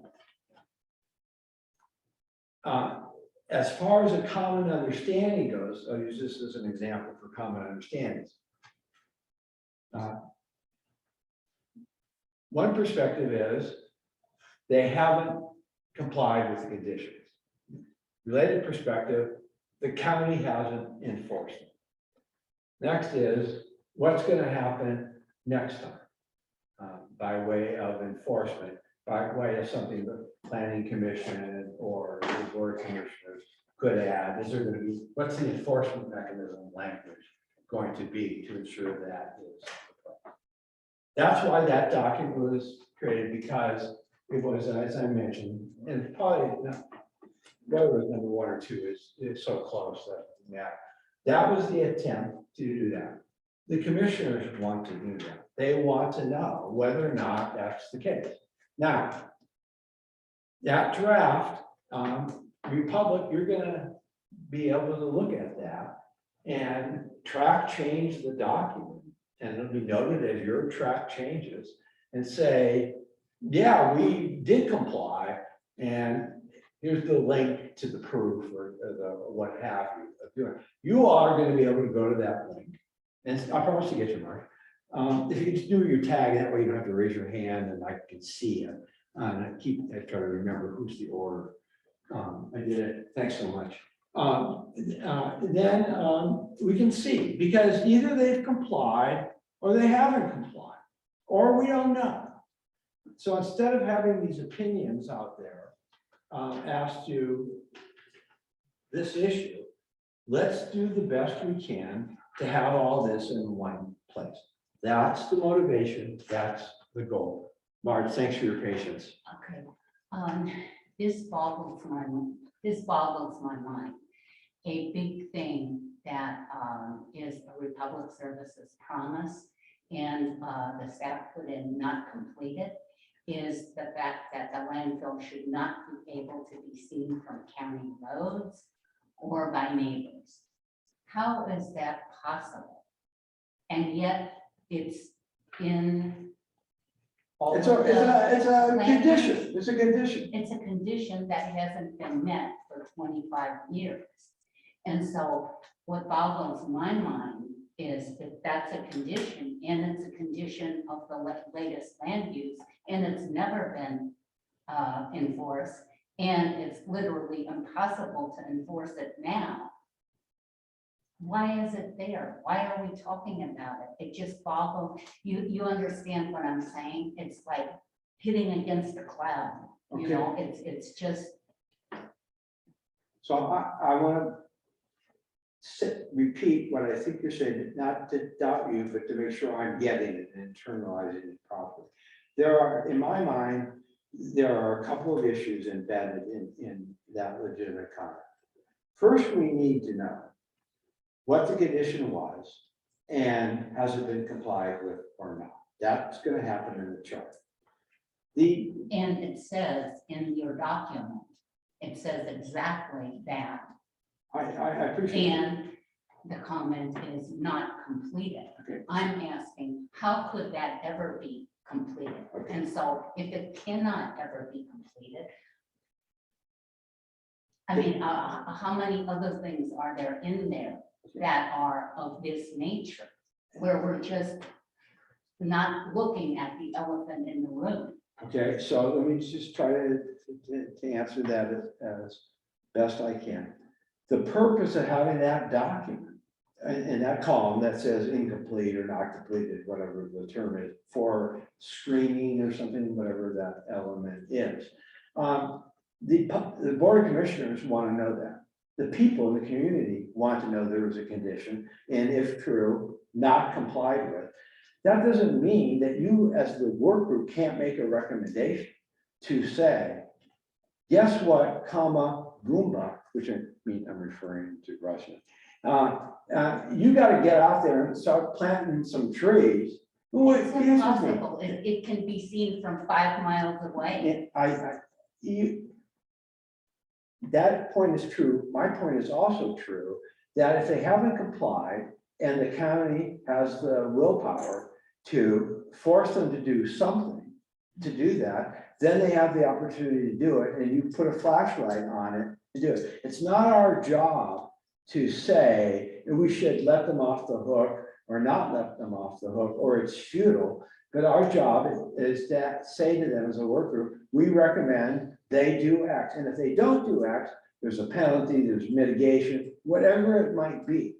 It's we're looking at what is possible in the future to do. And it may be that is as you say, I'm sorry, you'd have to bring in 5,000-foot trees, from the Himalayas and plant them 2 feet apart and to actually accomplish that issue. But that's not our task. Our task is to say it hasn't been done. And I'm not saying it hasn't been done. I looked, I could see it from the street. So what? Okay. So that doesn't mean you complied or not. I'm not trying to say you did or didn't. I'm just using it as an example to say, make the recommendation. What's the downside of that? From And your it has perspective? been made for 25 years. Yeah. And so we're gonna make it again. Okay. And so what I said, Marge, And that just, it Does not boggles your mind, okay? I said that you can, part of the information in your recommendation could be that there must be a remedy for that violation of CUP condition 14B little c little I. And you think it should be A, B, and C. So it's making a recommendation, depending on what the worker wants, to do something about that. As opposed to just saying, it hasn't been done for 25 years, throw up our hands, nothing can be done. Nothing will be done, even if it is done, it won't be enforced. Yeah, you can take on that view, and I understand, the factual predicate for that reason. many people in the community are taking that view. Yeah, great. And I say, what our goal is not dare to be adequate with this work group report. It's dare to make a change and make it better. And all you can do is make a recommendation. All right, I got Nancy, then Joel. Yeah, 2 points, very different. The first one is that in order to get a permit, the franchisee has to get a land use compatibility statement from DEQ. I got a copy of the most recent one, and the one I got was signed in the year 2000. And so if you guys have a more recent one than that, I think we would like to see it. And that's just for Brian, I think. The county actually issues the deluxe. Right, but the copy that I got from DEQ that I was told was on file is from the year 2000. Okay. So that's one route to make sure that conditions of approval have been, I mean, it's a pretty big hammer, I think. If that land use compatibility statement can't be signed by the planning director, that could throw things into a lot of Trump, Yeah. Yeah, okay. And the So- county enforces the land use requirements, not DEQ. Right, but they have to certify that the landfill is in compliance with prior land use. So I'm sorry, guys, this is super nerdy. I'll stop right here. And the second thing is a lot more easy to say, and that was, I really objected to staff's conclusions about whether conditions of approval have been complied with, not complied with, or were relevant or not relevant. And I think that should be a determination of the work group. So with regard to the first topic, I can't repeat enough, that is a draft to push against. So there will be an opportunity to say, get this piece of information. What I don't think that determination is accurate or not. It is a staff determination interpreting its own orders. And whether they complied with or not is their interpretation of that. If you want to argue later on that you disagree and why, you'll be able to do it. But tonight, we are simply doing the list of topics and not opining on whether or not it's good or bad. We just want to get the list of topics based on the work group suggestion of the last meeting. Joel, then Marge. Yeah, so understanding what you just said there, that we are not going to try to get through this list of topics, I think it's really still very important, and this amplifies a little bit what Nancy said. What are the conclusions reached by staff? What do those mean? And as I looked through them, I saw basically 6 different categories. There's comply, did not comply, which it never showed up in the document. The county doesn't enforce this, we just don't have the capacity or whatever. This is no longer relevant, which is a really loaded one. And then there's Marge's one, impossible to comply. So laughable or not even just unrealistic to talk about. And then there's another category, which is arguable compliance. For example, operating hours on the list of the conditions, it's always our operating hours will be 8 to 5, but we'll allow commercial traffic on there any time of the night they want. When I look at, I'm going to Wayne County does it differently. But there's these 6 categories. So I'm wondering, will we have the chance in each one of these boxes as a group to go through and say, one by one, do we agree with sort of which of these 6 categories have been assigned as the opinion of what staff has stated it? And I think that would be really helpful if we as a group can just, instead of saying, having to agree to change something, to actually be able to go through and say if we accept what is in here and we can all agree with that statement. So I promise I'll get back to you after I hear from Daniel and answer that directly, and you see how it feels, it fits. Daniel. So I just had a comment or an addition for greenhouse gas emissions related to materials. So not just greenhouse gas emissions related to disposal of or the end of life of material, but also considering the emissions from the material's lifespan from the moment that material was harvested. So I'd like that included somewhere. Okay. So I would like the staff member responsible for editing this document to put that in there. Who would that be? You haven't seen anyone? All right, so getting back to Joel's question. Thinking out loud, here's a default process as it works. Whether or not it works here remains to be seen. And this relates to the allocation of time per task. So that document in a nutshell, for this one section, I recall as being 25 pages. I don't remember how many rows, conclusion, where it says, whatever it says, recommend, completed, not completed, impossible, whatever. Imagine, if you will, the meeting time it will take to discuss and poll on each of those items. This is not to say that we're not going to do something about it. It's simply to say, when I created the percentages in the work plan, which as part of the charter, it was thinking ahead to what does it take from a process perspective to get 20 people to or close to consensus. So, and if we're doing less time on this particular common understandings document, then it's going to be harder to have a group discussion of 20 people going over 25 pages and reaching it. So the only viable way to do that I can think of, which is what I'm proposing, is that particular document we would pull out, as we've already done, just haven't sent it to you yet, that section, CUP compliance, for lack of a better word. and create rows, numbers for each of those rows or each of those conclusions. Put what the staff recommendation was, and then ask you, 1, 2, or 3, you agree, 2, you can live with, but you want to add, subtract, 3, this is just flat out wrong, and it should be changed.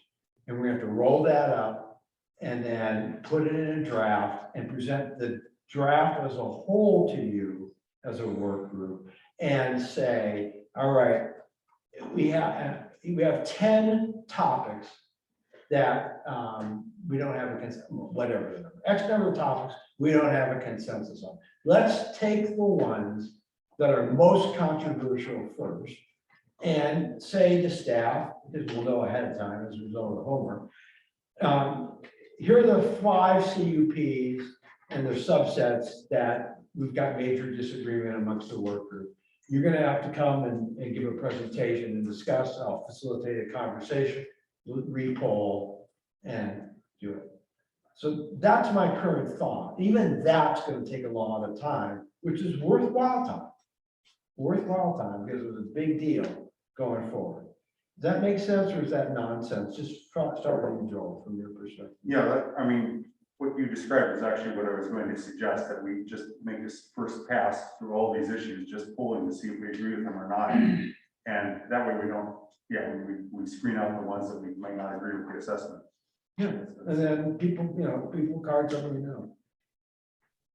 Sam, can I add something? Absolutely, please. I think that this issue of compliance is one of the biggest issues that eats at people. And I don't think the public is going to be super pleased with us unless we resolve whether or not all of the permitting and all of the conditions of those permittings have been satisfied. I think that this is going to be a sore spot for the community. Why don't we have a subgroup, maybe a public service individual and one of the members of the committee come together and go through it with staff and come back with some kind of report so we don't have to waste so much time on the meeting, but it still gets accomplished. And that's a great process suggestion. And I sort of ad hoc suggested that process for this the Paul presentation and that issue.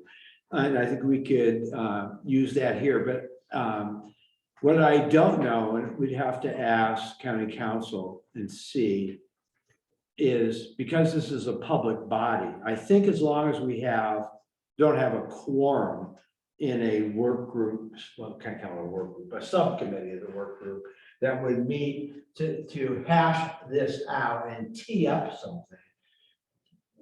If that is groovy, to use the legal term from a public meetings, public records perspective, then I think that's a good idea to do it. Other thoughts or comments? Because this is keeping you from dinner. Probably we can come back after dinner, finish the conversation. Yeah, Brian. I don't know if all these different land use approvals, if they're still valid or not, or in place. And which ones superseded others and all that kind of. So it might be useful for a historical perspective, which ones were compliance or not compliance, but I'd be interested in the ones that are current as well, more interested in the ones that are current. And that may be, if we get a work group together of people that know what they're talking about, which would not include me by definition on this particular topic, but just there to facilitate. Yeah, I mean, if the CUP in place is an omnibus CUP that supposedly includes all the things that in the past or not, is an important point to know. And people can argue about that, if it's good policy or bad policy, but first we need to know, is that the case? And the rest have been merged or subsumed into the new ones or not? We need to get that answer. All right. We are just 9 minutes over schedule, not bad, we'll catch up. And we're gonna eat, and somebody's gonna tell me where folks are going to get their food. And Again, totally voluntary, I just ask you to consider sitting at dinner with someone that you haven't met and taking an opportunity to get to know them, but obviously that's up to you. On your mark, get set, break, we'll be back in 30 minutes, which is basically 5:40. And Darren, are you finding out where they go for food? So, welcome back, everyone. It is 5:44, and Sam just told an absolutely hysterical joke, which everyone did belly laugh. Then we moved on to the next comment, which was, I just realized we have two alternates that have not had a chance to introduce us, or haven't introduced alternates yet. And so I thought we would do this as you're finishing up your eating. So why don't we start and have you stand and introduce yourself and tell us why you hang out with Russ Nocky. He signs my paycheck. Yeah, my name is Ginger Rowe. I'm for public services. I've been with the company for about 2 years now. I work in Phoenix with Russ and all the members of our team and Sean and everybody. So I'll be traveling down here from time to time, and it's very nice to meet everybody. And thanks for your dedication to this topic. I appreciate it. Can you just be alternate for both of them, or just one? Just for Just for and Russ, this might be an appropriate time to share with the reasons why you need an alternate. What's happening? Got a baby coming in a couple Yes. weeks. And Sam or Samantha? You know, we haven't had to sign any certificates yet, so still got a little lobbying time. Okay. And counselor. So hi, everybody. Glad to be here. My name is Catherine Bisco. I am not here in official business, but I happen to sit on the Paloma City Council. I am an 18-year resident of Paloma, and this is a regional conversation that's very important also to those of us in Western Benton County. So just glad to be here. I am an alternate for Christopher McMoran, who is here also for Paloma. And so when you did the member and alternate, you do it based on height, or who is going to be who? You got to have some rational standard. No, it's all good. And I will just say, I will be leaving in a little bit, so Catherine will be taking over. I have to go to a school board meeting. No problem. Thanks for doing that. Thanks for getting the alternate, and welcome both of you. All right, so I want to give an opportunity, and this is, if you could put that document we were on, the county understanding table of contents. So, you know, we asked for additional topics and questions. You were kind enough to provide them to us.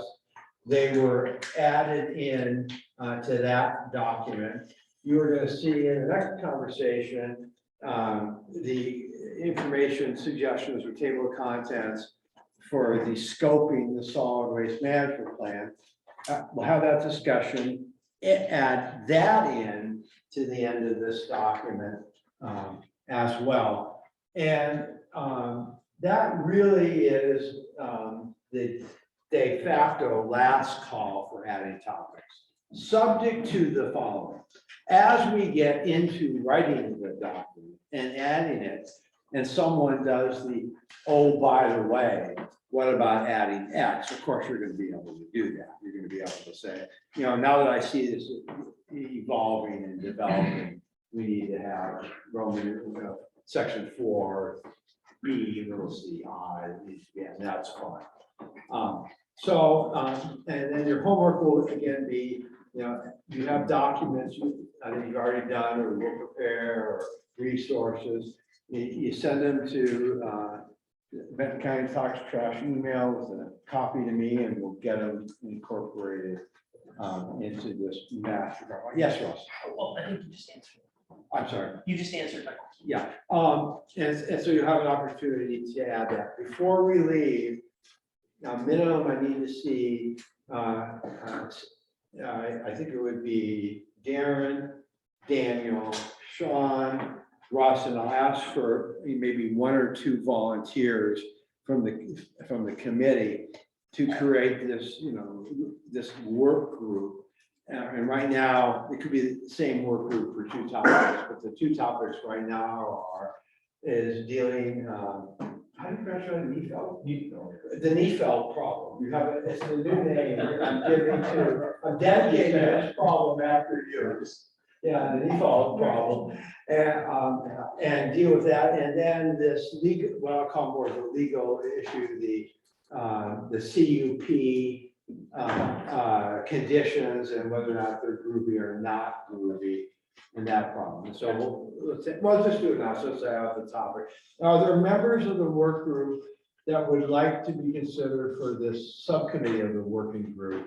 In addition to obviously the main players, you two are obviously on the conditions we need in your perspective. Who would like to be on that? Nancy? This is the CUP. Well, it's, so I think the best way to frame it is, it is it's in the common understanding column now.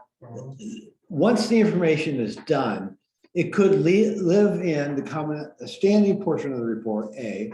It could live in section C, the future CUP portions of the report. I'm hoping that we don't have to decide where it is, just get it done. Yeah. Joel? Yeah, I had a clarifying question. Oh, sorry. So is this after we go through the first pass through all these things and decide if we have consensus on them? So this is just looking at the 10 that are left over? So what I was doing right now is saying for sure the Neefeld dynamic and this 25-page section that has the CUP conditions and the staff's conclusions as to what's groovy or not groovy. So I'm starting with those two tabs. This thing I think you're referring to is the rest of the document, or? No, what we talked about was just before the break was that that section, we would have one pass through all of them, just quick consensus vote with the cards to see where there was consensus or not consensus, and then triage them that way, and then go to. First do that, because why futz with issues that aren't issues, I mean. Yeah, also just to make sure. Why do. Okay, so what we need to do, Adam and Millie, is put out we have to take the 25-page section of the draft work group report, convert that into a 1, 2, 3 triage / polling, focusing on what people think about the staff conclusions column, which I believe is the far right column of the document. Figure out how to show that mechanically and do that. We'll do that with a quick turnaround, because hopefully you can just go through and identify what's going on. And then those will be the major focus of the subcommittee to work for. Is that? Yeah, that's what I thought we. Okay, Nancy. Yeah, there are some missing documentation that's posted on the website that has to do with those CUPs, and I think one missing CUP. Okay, so thank you, and that will be the reminder that, requests for missing documents, send them now.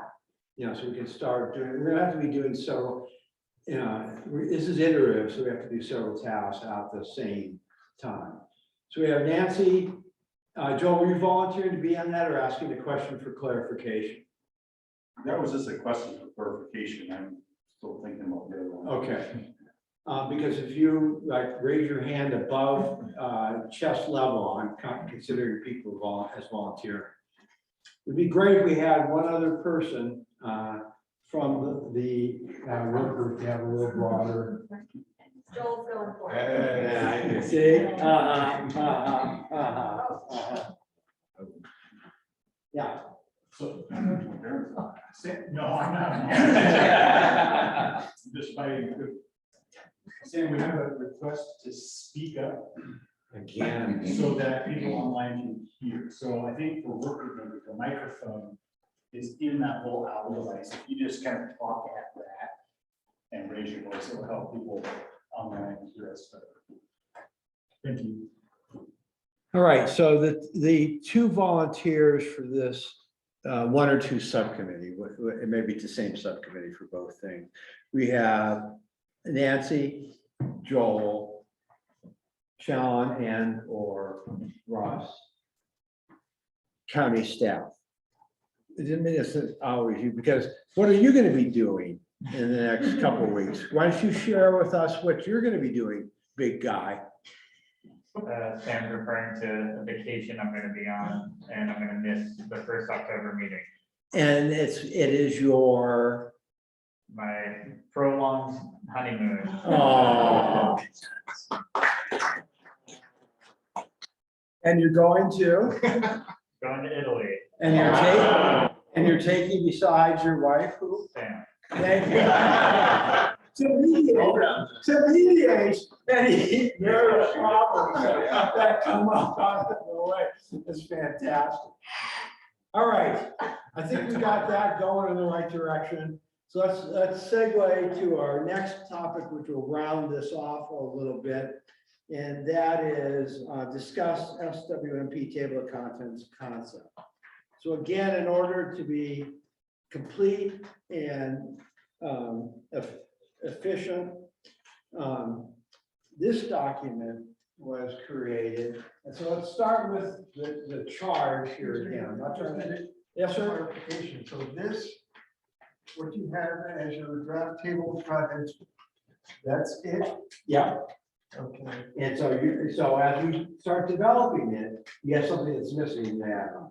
Okay, a lot of the stuff I sent in was to fill in the missing things. So why don't I?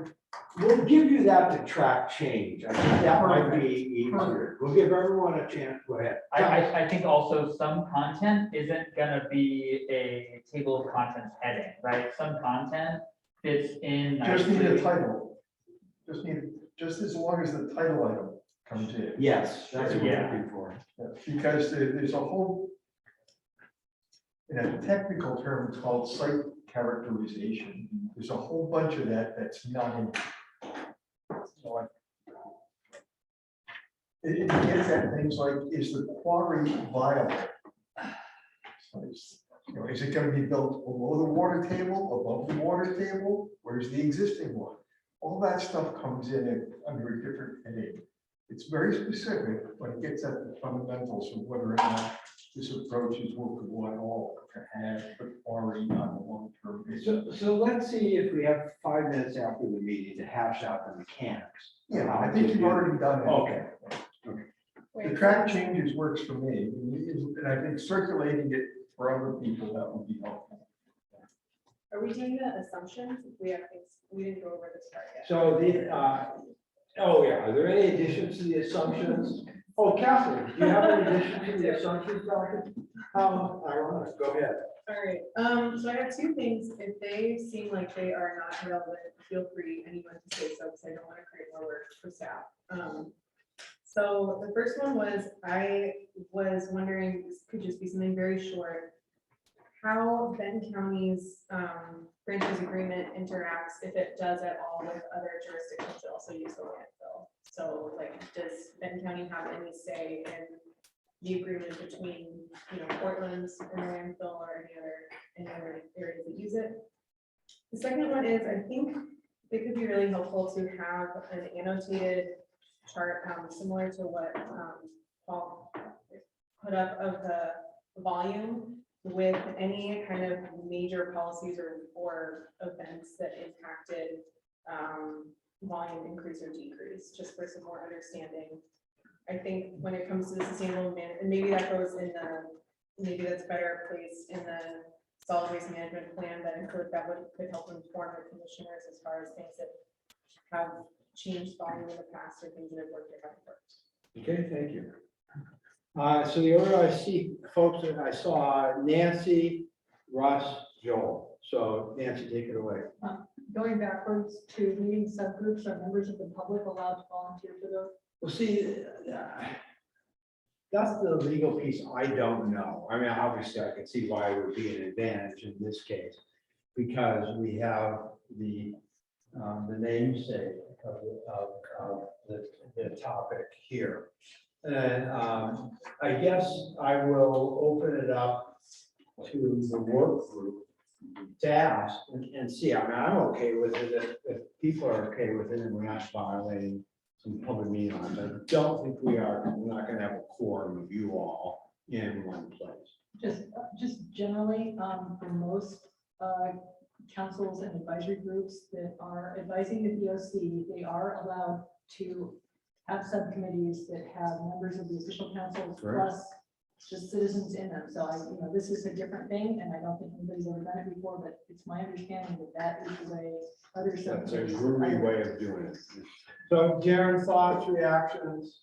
Well, I guess the first thing is, I think Benton County wants to hear from as many people as they possibly can in the community, so transparency is paramount, inclusion, and as many voices as want. So I think that's our baseline. This is just me speaking. Yeah.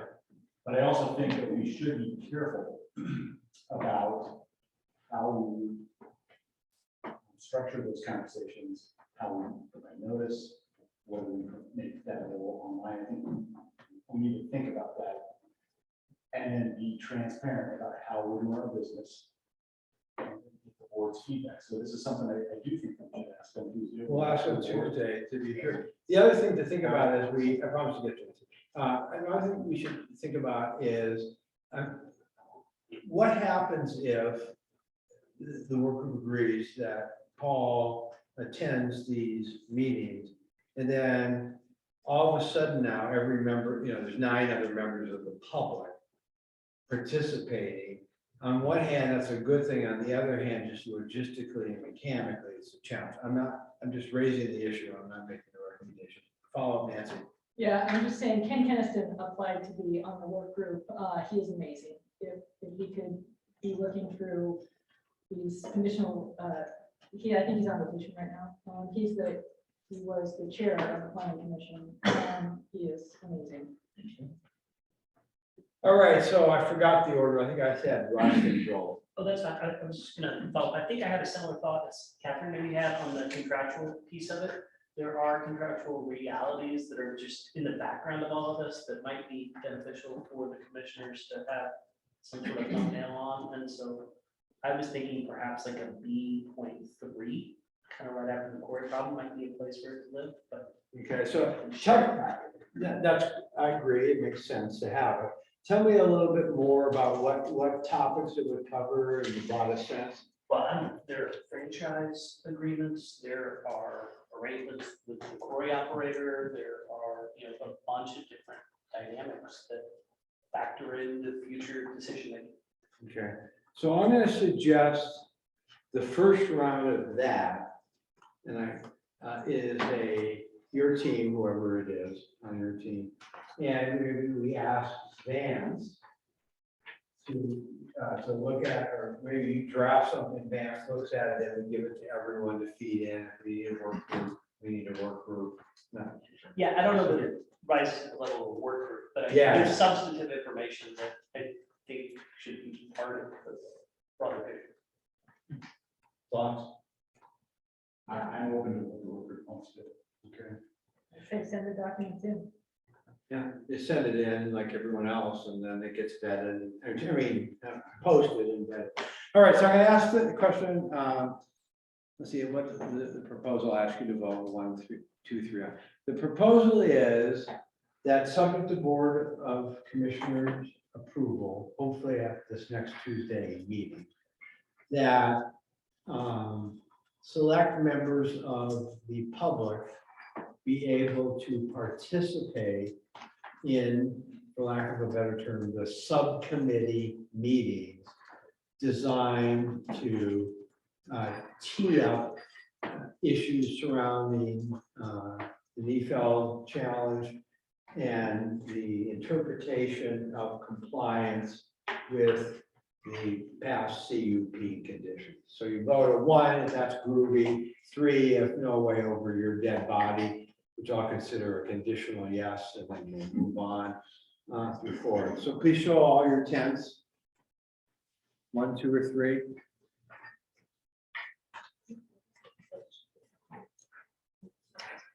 So if you guys could go to the meeting, this one is right on the border there of something that I want to report out to them specifically.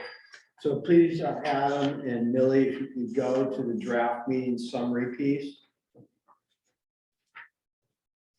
And I'm going to call the roll consistent with the same order it appears on this polling piece, with the same order it appears. All right, so just ask you to say your number after your name. Joel. 1. Joel is a 1. Marge. 1. Nancy. 2. Elizabeth. 1. Russ. 2. Sean. 2. John. 1. Catherine. 1. Christopher. 1. Ryan. 2. Mary. 1. Ed. 1. Louisa. 1. Oh, you're back from, did you get your food? We gotta see if we can get was it a vegan or vegetarian? Yeah. You can have Ryan's roast beef sandwich. Well, thank you. All right, so. We're missing Elizabeth Irish on the line. No, Elizabeth voted a 1, as I recall. Is that correct? Liz voted a 1. Missing anything else? I think it's all 1s and 2s, right? Yep. And no 3s? So it's a consensus, and we'll look into that and see if we can. Thank you for it. Any other missing topics for this last round you wanted to say? We got Catherine's, we got Russ's, let's hear from Brian. Joel? Yeah. Oh, Joel's got his up too. Joel first, thank you. Yeah, so we touched on quarry spaces in item B, but I think there's also a lot of assumptions that go into quarry space availability, when and how. So I think that should also be in the assumptions topics. So just to make sure I'm tracking, I'm calling that the Neefeld situation, because there's a lot of assumptions in his thing. So is it the same thing? So I just want to make sure. I think there's a lot more to the quarry issue than just what Paul touched on. Okay. And then, I mean, some of it may also be contractual, as Russ said, that what they've actually dealt with on that river. Then I don't see, a general thing, there's a mention of environmental impacts, but the word risk doesn't appear anywhere in here, and they're 2 different things. Impacts are sort of something that's demonstrated real, it's happened, or could, risk is potential to happen. Okay. And that's pretty important. And I don't see anything about groundwater impacts, so groundwater impacts would be a topic, a subheading under FV. And I guess you mentioned, my other thing was we haven't populated column C with anything yet, so I have a lot of things on that, but those are the main ones. Thank you. Sorry, are we talking about something different, risks and groundwater, than page 3? We're on the assumptions. Yeah, I'm looking at different, I'm looking at different. Okay. So It shows up in a different, it shows up in a different, respect, I haven't seen it. No, okay.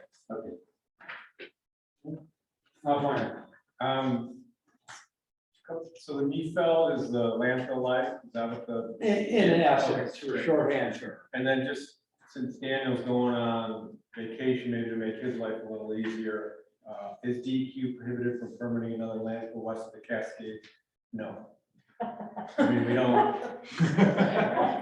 we can take that one off. I know you asked what to add, so I'm sorry. So you want to get to content, and you just. I'm just saying, we don't need on a and on work about group. your answer. We don't need a work group to discuss that. But that's an extremely important thing to put out there, so that it doesn't keep coming back. Yeah, I think we've just, What you've done is asked an answer here, that's perfect. I think I mean, we're you know, they have to gonna meet the criteria, but there is no criteria that says, you know, you've got to be east of the Cascades. So he's saying you're ahead of schedule.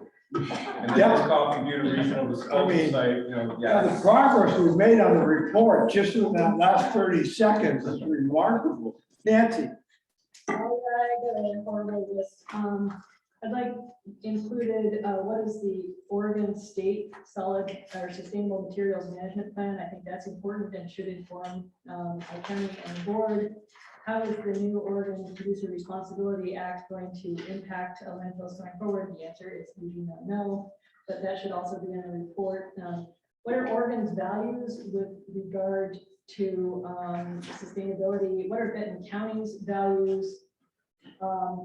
And their express values, because it's like a mission statement. When you're wondering what to do, you need to look back at who you say you are. And so I'd like that in the beginning of this report. And then another nerdy thing, I am so sorry, you guys. What were the values that informed the 1977 plan, and what do we need? How should we incorporate those going forward? Because the 1977 plan was the basis for zoning the landfill. I mean, that was in place in 1977 when they decided that there was going to be a landfill zone. So and in the staff report that was said to be not relevant, I think it's relevant. And I think it should be included. Okay. Just one clarifying thing, non-Oregon Yeah. here, when you say Oregon State, I shouldn't think of the university, I should think of state of Oregon, is that what you're referring to? I don't know if you want to add Oregon State. But this is an amazing state and Agreed, I'm just trying to figure Yeah. out which report we're talking about. state of Oregon. Thank you. Okay, so it's Daniel, Marge. I just had a quick clarifying, the 1977 plan has come up a couple times. That was a landfill developed plan as part of a condition of approval. It was not a county developed plan. So you mentioned the county values that go into that. I just wanted to clarify that was not a county solid waste management plan. It was more of a site recovery plan for the landfill as part of the condition 1977. It was adopted by the planning commission though, and it was approved by the board of commissioners. I just wanted to clarify that it was not a county plan that was created.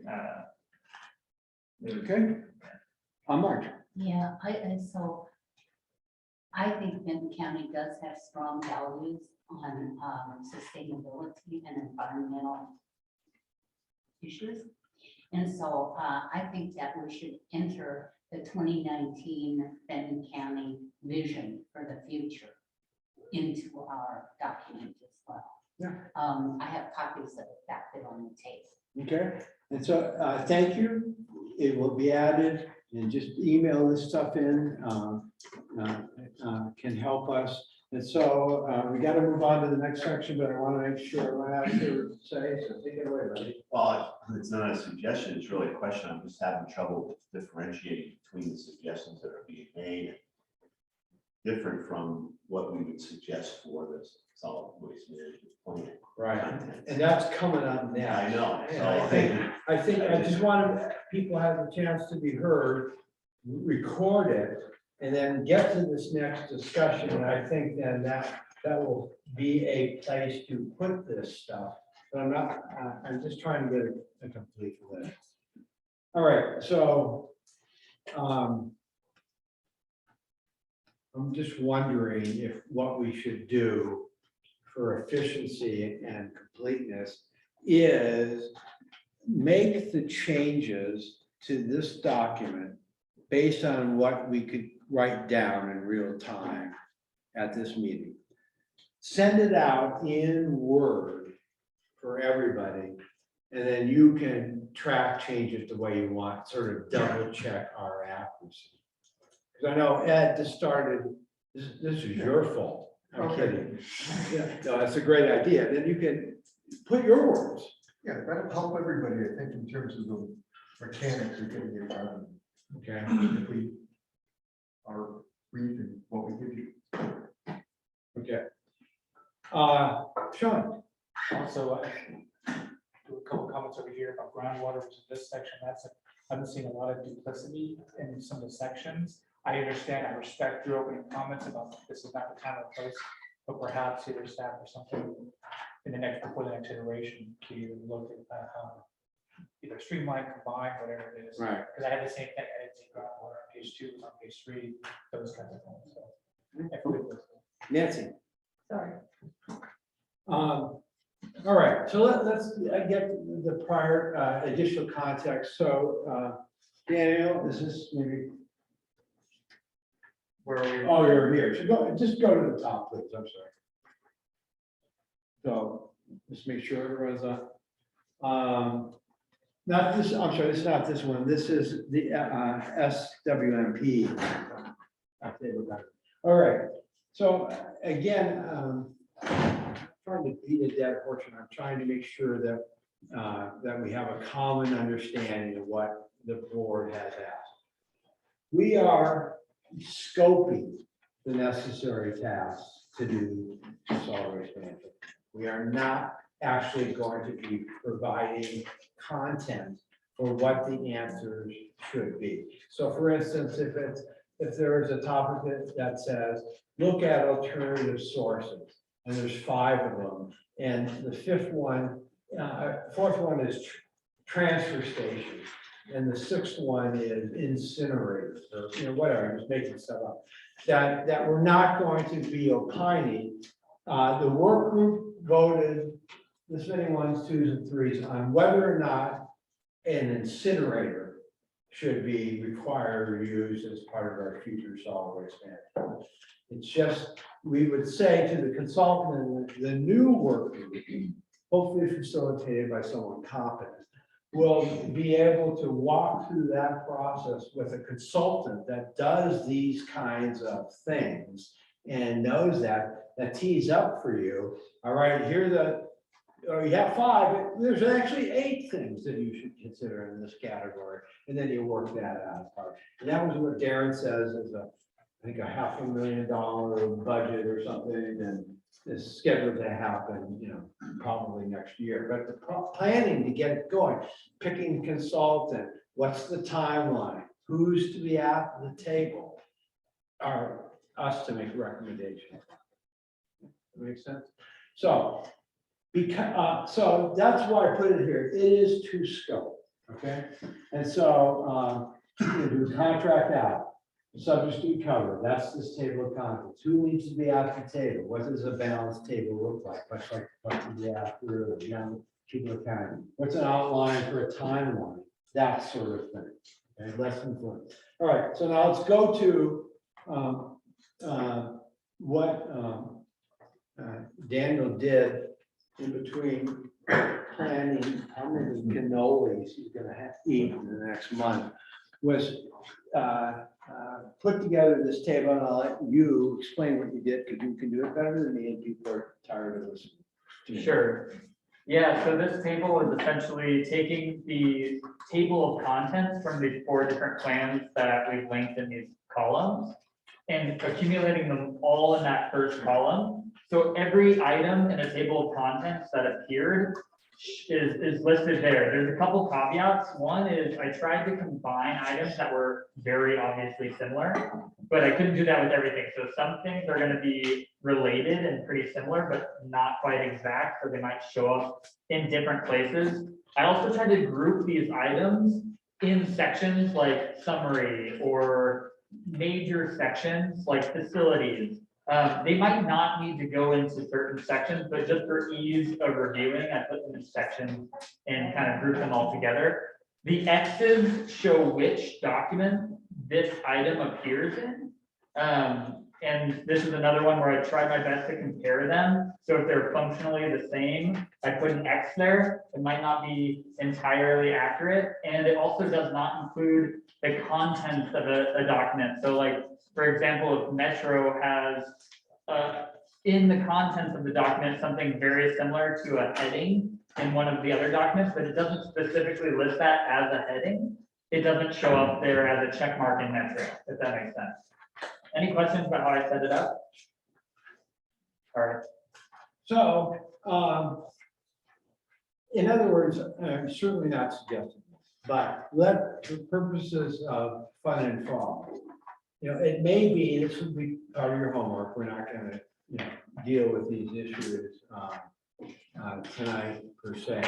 But, if the work group looked at all these topics and after some refinement and triage, 1, 2, 3s or whatever makes the most sense, and you say, hey, the entire left-hand column is a darn good darn good basis for a developing recommendation as to what the solid waste management plan should include as a topic.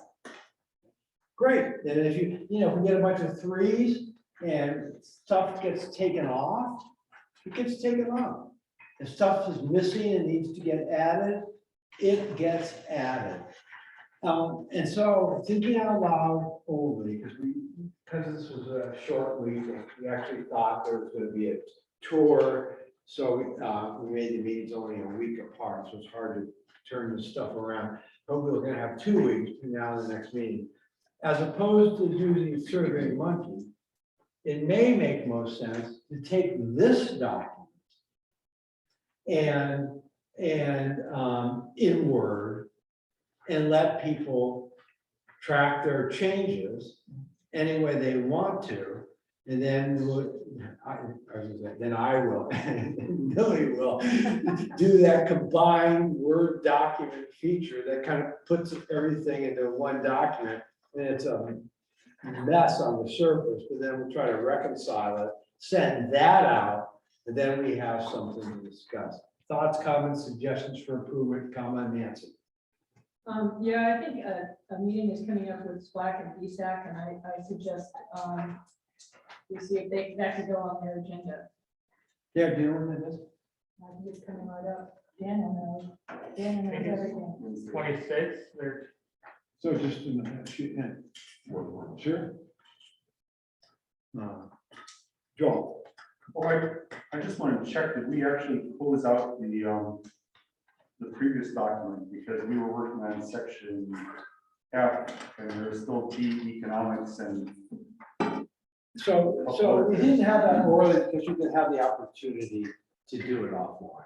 If you have some quick things that you put in the order, let's hear. Yeah, I mean, one of them was in economics, I sent input on these things and it hasn't made it in here, so maybe it just needs to be checked. But one of them was the costs of hosting a landfill in terms of roads, property values, and that kind of thing.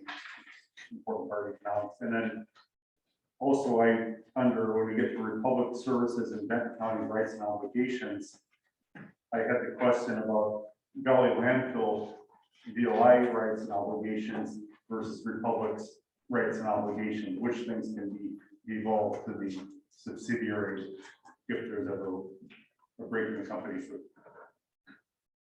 just calling landfill rights doesn't really, there's 2 different entities legally. I think there are 3. Yeah, or more. I think the franchise agreement is signed with neither VLI nor Republic. Well, who's assigned with Russ or Sean? Yeah. We so many arrangements, I have to check. Okay, well, we'll get that. It starts with waste. The person that is signed with starts with waste. Sorry, that's not enough to help me. I have to check. That is not, sorry. Okay. Joel, anything else?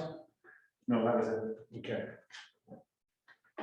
But just there were other things that were sent in. Yeah, so we'll have to catch up. So make sure we make a note in the minutes that, and I think I actually saw an email that had something that we need to add in, catch up. All right, so that's what this document is. Now, if we go back to the top and want to talk about this in a different context. Just right to go up to the headers. If you're trying to see a header, yeah, right in here.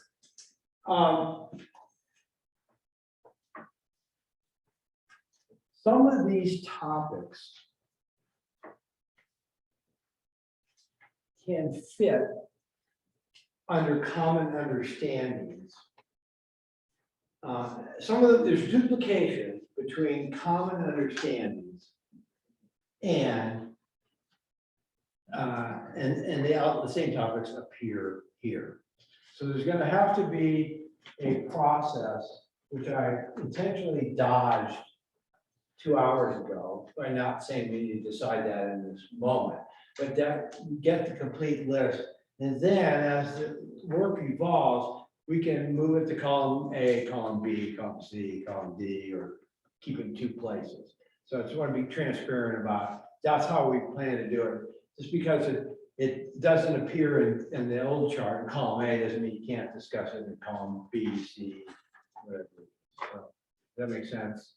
That's how we're doing it. Okay, let me see where we're at, the time and the agenda, Nancy? Yeah, just real quick, guys, the purpose of these plans was different, and I think that it's important that you take that into consideration when you're looking at the listed topics. Marion County was faced with the necessity to close their waste incineration plant, stop sending municipal solid waste there. Deschutes was looking for another county-owned landfill. Not sure what Wayne was up to. The Metro is just super crazy efficient. So I think it's important to take that what the solid waste management plan included as a topic was specific to the challenge that the county was facing. And to keep that in mind as you're looking at these topics. Is that accurate, Daniel? I would say so, yeah. Great. Any last call on that? All right, the final substantive topic on the agenda is called triage charge elements work plan. Why are we here and participation? Daniel, could you put up the homework summary and go to Q8, question 8, which is that allocation sort of thing.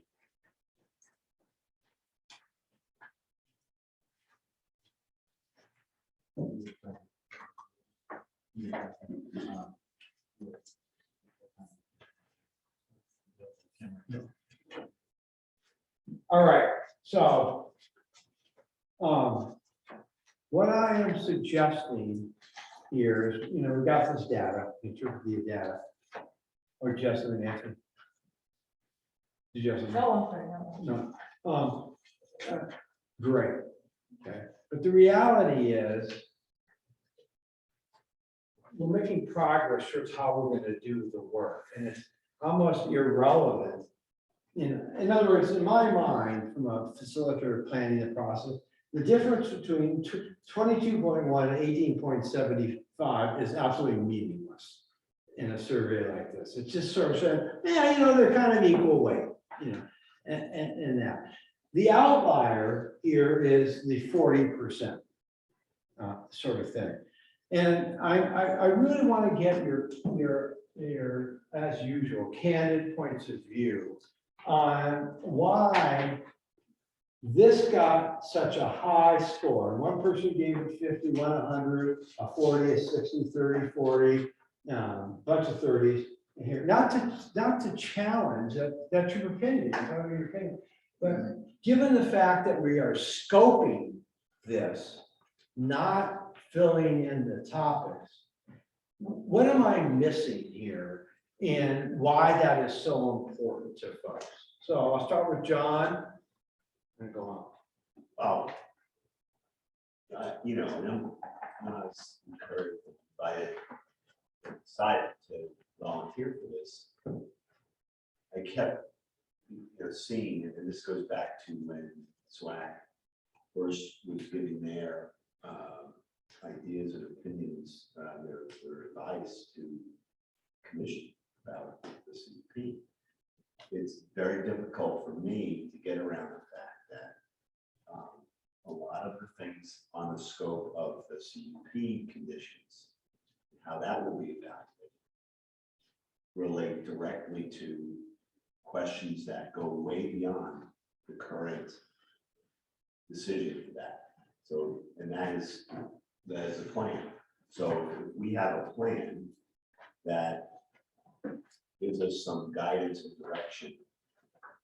Because most importantly, the commission, the plan commission, the SWAC, you know, that broader range vision, we can connect the dots down to the question of, you know, some of the things in the CUP. I'm not saying it's all related to that, but that's why I gave it a little more weight. I gave a lot of weight too to the CUP, but my main reason to answer your question was that it's a sequential thing for me.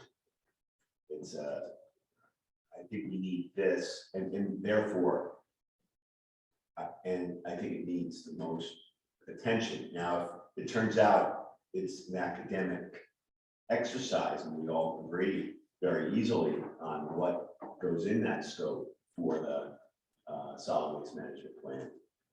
Godspeed. Yeah, and then we have time, you know, but I just think it's a sequence. Sequence would be great. Nancy, then Joel. Yeah, okay, so, full disclosure, I'm 001000, pleased to meet you. So, and I want to explain why I did that. First of all, I think the Sustainable Materials Management Plan, I think that's our future. And that's the vision reason that I did that. The practical reason that I did that is that I think we're really constrained in what we can do short term for, you know, whatever is the next expansion proposal that drops. There isn't going to be able to time to change the zoning. The planning commissioners have all sorts of rules that you don't even know about and you don't want to know about what they can and can't consider in a conditional use permit application. I'm not going to explain it because I've already talked too much. But I have talked to some of them, and I, you know, what I first said has been reinforced by them. They have to do what they're going to do. That's what we do, except for I'm just a baby. And the things that I think that there are going to be some easy things to answer that are common understandings. I rounded that down to 0. You know, like, can you have a landfill west of the Cascades? No. You know, to the regional landfill? Yes. Does that mean anything? No. Yeah, it means a little bit, but it doesn't mean that much. But I think the easy answers are important to put down. The hard answers, I think we're going to have to kick to the Sustainable Materials Management Plan. And I think it's very important for those hard questions, like what are the environmental impacts? How much methane does the landfill produce that's more than the models? What is the producer responsibility plan? What's that going to give Benton County in terms of money resources to do something like build a real recycling facility that could also provide jobs for our community? You know, so the hard questions, I don't think we're going to be able to answer because we don't have the professional expertise. And those are the questions that I want included in the materials management plan. And that's why I did that. Additional topics, I also put in the materials management plan because the additional topic that I'm really concerned with is a revamp of the zoning as it regards landfills. It hasn't been touched since 1983. I think it's very important. That's a long process. I think maybe a common understanding or a common misunderstanding here is that what we do here is going to immediately result in something that is going to be actionable on a planning commission level in the near term. That is not correct. Community education, I don't know, that's just not my job. So, and also, you know, when somebody gives you an opportunity to put zeros in something, you put zeros. That's, if you don't have little kids, that's how you explain to them why it's important to do their homework. Yeah. The 0 is powerful. It's like Nancy Reagan, just say no to drugs. Remember that? I think that was her line back in the day. Unlike Clinton, who never inhaled, I never exhaled. So I just want that on the record. All right, Joel. I went to Berkeley and you take those. We'll talk offline. Yeah, kind of what Nancy said, but from my own perspective, when we first talked about this group, I heard Darren present in front of the county commissioners. We're gonna take a holistic look at the waste issues for Benton County for the future. And to me, that's the sustainable materials management plan. That's the big picture. And I don't think you can really get to the nitty gritties of this other issue until you have a big picture view. And even though I went to Berkeley, I grew up in Minnesota, and one thing you learn there is if you just look at the road right in front of you when you're driving on black ice, you're gonna go in the ditch for sure, because you're always correcting this way and that, or you're reacting to the latest thing. But you aim high in your steering, and then you have a chance to actually chart, make corrections along the way.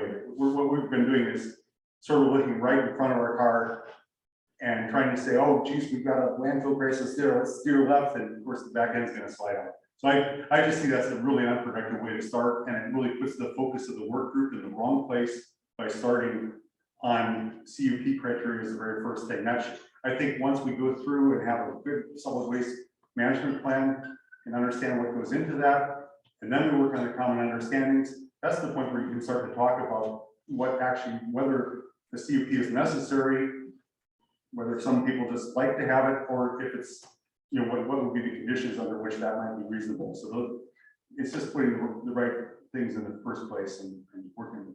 Okay, so I'm trying to track it, and I don't want to make assumptions. So I'm hearing you say, correct me, something consistent with what John said, which I heard this is more of a sequencing problem, or sequencing is a big portion of the issue. In other words, as a practical matter, the next thing we should deal with is charge, you could see, the scope of the solid waste management plan. Get through that, and then we go to the next topics. Is that, am I? Yeah, tracking sequencing correctly? and emphasis, just because I think C is actually a lot harder. If we really do a good job on it, I think it's much harder than the other topics. Are you talking about the scoping or the plan itself? I think that I was actually expecting a lot more to come out of the scoping and or actually the plan itself, what would be the elements of it? Just saying we're gonna hire a consultant, of course, that's easy. It depends on our level of ambition. But what I heard first discussed, really, if you're gonna really talk about what are the elements, what are the options for the future, those are big questions. What I saw come out of really, the charge we got from the commissioners is actually just what Sam gave to them, and they kind of signed it and said, yeah, go ahead. So we lost something along the way in terms of detail in between, not within this group, but before we even got started, things were taken out. And those are the important things in my mind. Oh, yes. So I also put a larger amount on C. And I think kind of what I hear from you guys saying, which this is not my expertise, but as a person in the community and just a human in the world,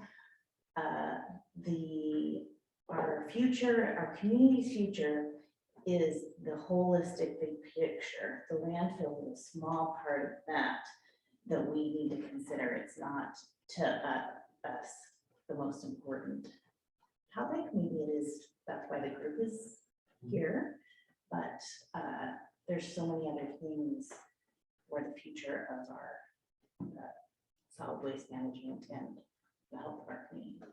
So let me speak candidly about what my truth was, and you can obviously accept this or reject that. A scope for the assessment was sent out that talked something like how to deal with solid waste management issues, including cotton butte. We can actually, if you can find that, it's in Daniel, it's on the website. It would be the first, actually it's the first page of the chart. It's the first paragraph or two of the chart. You pull that up, and so I don't have to try to do this from memory. Okay? That was the charge. In talking to folks, I heard loud and clear that there was tremendous amount of concern about how poorly, from both a process perspective and in some cases, a substantive outcome, the last CUP process went. And there was sentiment that said, we need to make sure we've got this teed up for the next round, because the word on the street was clearly Republic is going to file a new application. And I think we established last week under cross-examination of Mr. Naki, that's going to happen on December 16th. That's how I remember the conversation. Can we go back to the minutes? 17th. Yeah, There was that, I stand corrected, or I sit corrected. Okay, so in talking to the commissioners themselves, as part of the assessment, as part of the, what do you want to do then with the charter piece, that was a huge theme I got from them, is we do not want to have an environment that looks, feels, smells, tastes like what happened at the end of last year. I guess the first part of this year, I probably have that backwards, but within the last X number of months. Therefore, despite sentiment by several of the members that said SWMP or fight, this is the way, truth, and light, I made a recommendation that tried to balance all these competing interests and set up a process to do all of these things, modified by the reality that if my assessment that led to the charge said, do you remember when I presented, when the charter was approved, August, July? I don't remember. In July, end of July. So let's assume my recommendation for the after the assessment and then in the charter was, the first thing this community needs to do is do and complete a solid waste management plan. The chances of that getting done in a time frame that would be completed before Republic drops its next application are minimal and none, because the time it takes, that we talked yesterday, somebody mentioned, time it takes to draft an RFP, to get an RFP, to find the greatest consultant in the history of consultants on these kinds of plans, formulate the committee, get the committee, and do the work. That was the reality that was balanced in that decision, in my recommendation, and in what the board decided to do. So the board didn't just rubber stamp that assessment that led to the draft charter. They were involved in these discussions, okay? Just like all of you were, well, we were in the assessment, no, you are not. So that's the backstory under the category of just, that's what was going on. It was as what I'm hearing and what's practical to actually get done in a time frame that could be done by December 17th. Okay.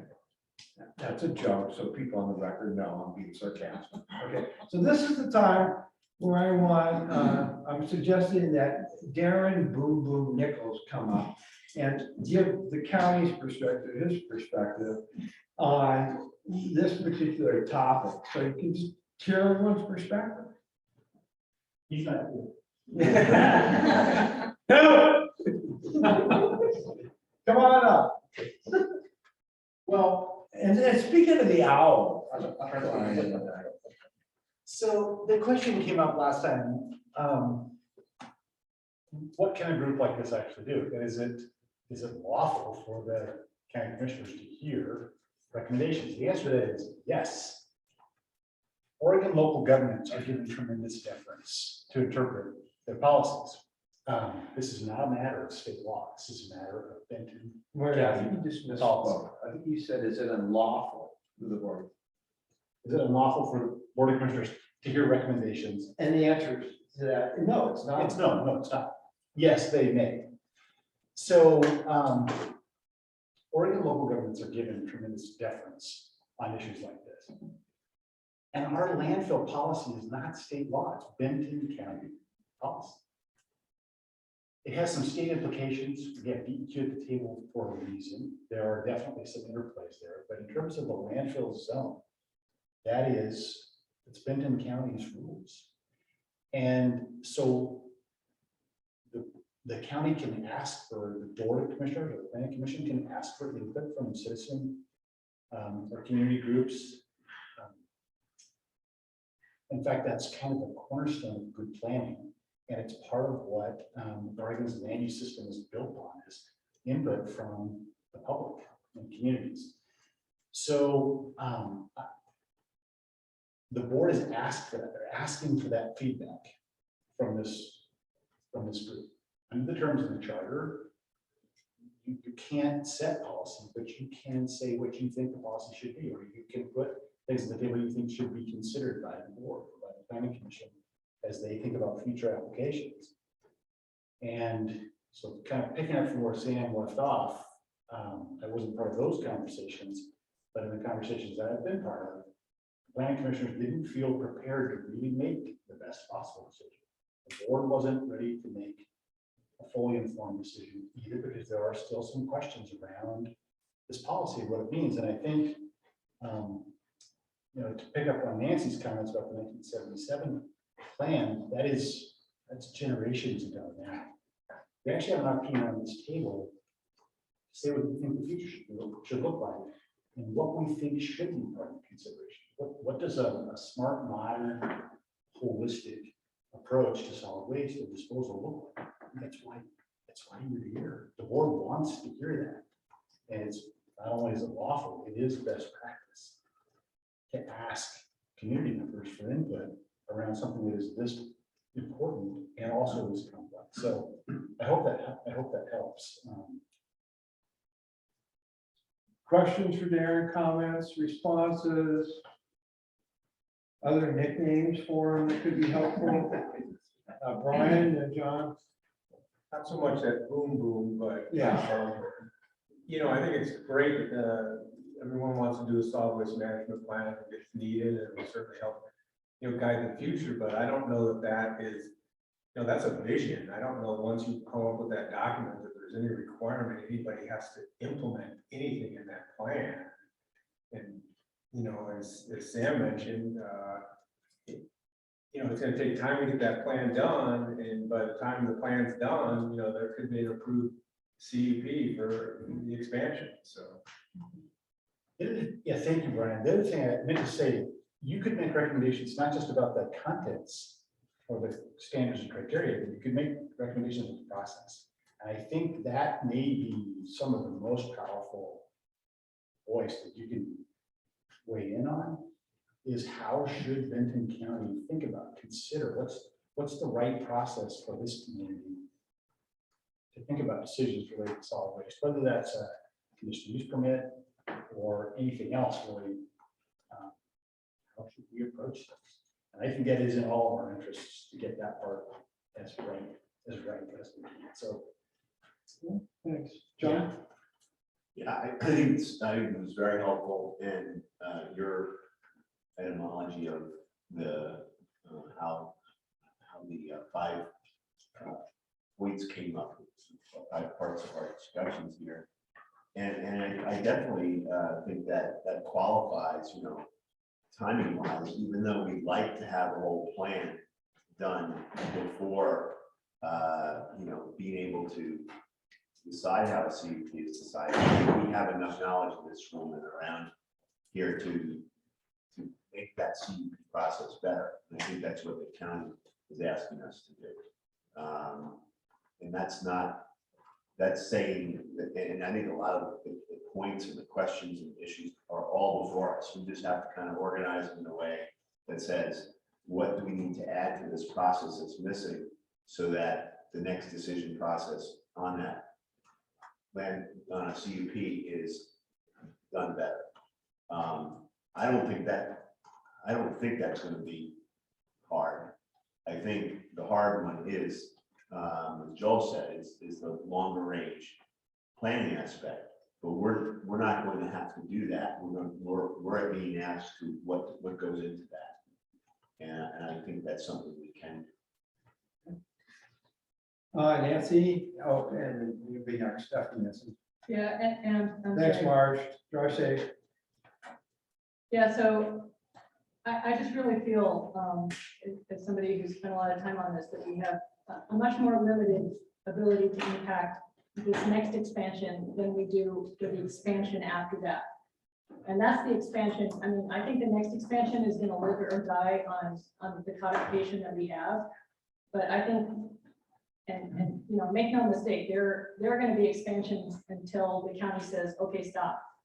At some point, the county has to decide, you know, how permanent is this temporary landfill? And there's much more power to do the expansion after this expansion, right? And to get code that's been updated from the 1983 code in place. And there's not going to be time to do that no matter what we do. So I don't want us to be distracted by this shiny object, because there's a much bigger, shinier object that's closer than it appears. Sean. I'm kind of reviewing the past few years, and especially in my role as a sustainability coordinator. It was interesting as you're talking about, I think sometimes these long-term plans can kind of think about, oh my gosh, yeah, it's 20 years, who cares? Greg can attest the core values document that's back there. We created that with Ken Kennison as a council. Greg and I staffed it 6 years ago.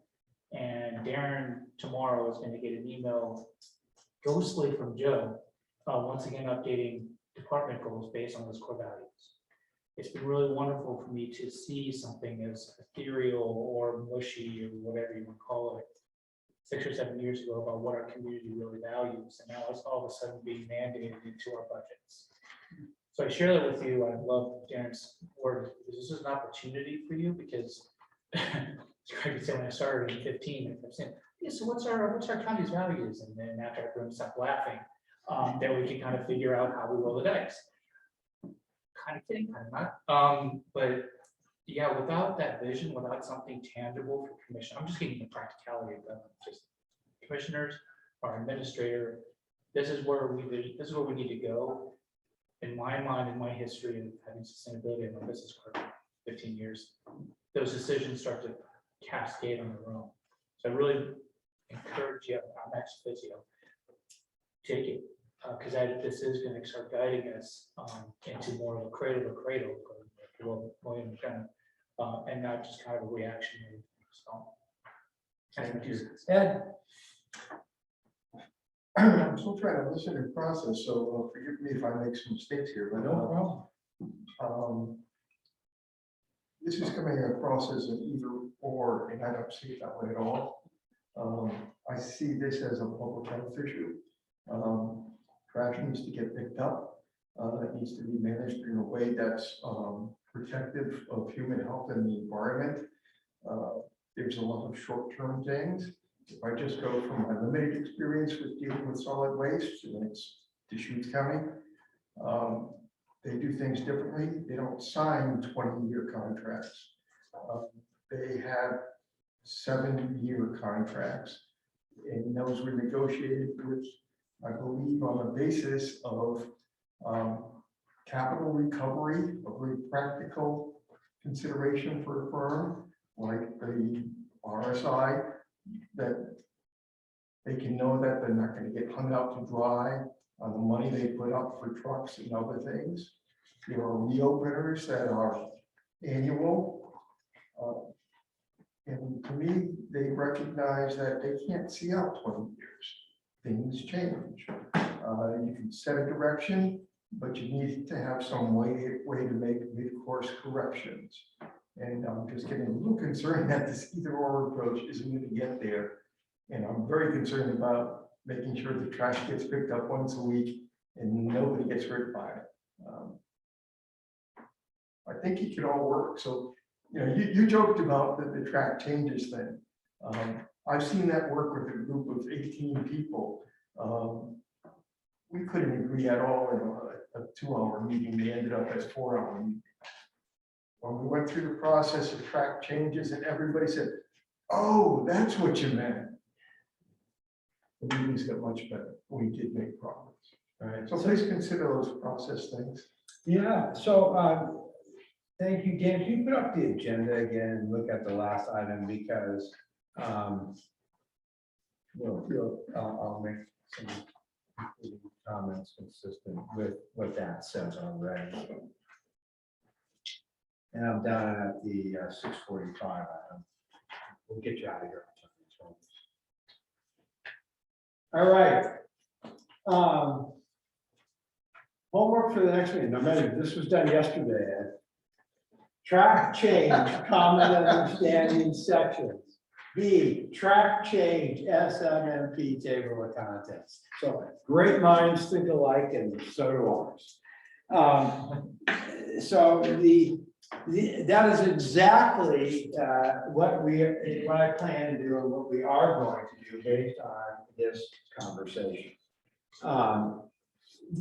This technique is a version of what's called the one text discussion draft. One text discussion draft. It was used by Carter and Kissinger to negotiate the Accords way back in the day.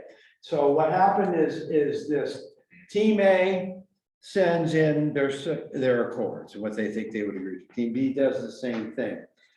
Kissinger and Carter, who were mediating this thing, took those two drafts and combined them together and took some from column A, some from column B, half of this one and 1/3 of that one, and combined 1/18 of that, put it together in another draft, sent it back to them and said, track change this document. They did it, repeat the process over and over, and eventually, boom, they got the Camp David Accords signed. So that is this technique. This is a practical, a local example of that technique, and it in fact works. So quick things to get you out. Member evaluations. There's the link, and you can go to that link. It's a new link from the last Survey Monkey. The tour, we got to get closure on this tour issue. The results, you don't have to go to this, Daniel, but the results of your homework on the tour were, so the question was, Landfill tour, tentatively scheduled for 9/17 does not work. Would you be able to attend a tour on 9/24 from approximately 10 to noon? Yeah, 9 said yes, 1 said no, and 5 were undecided.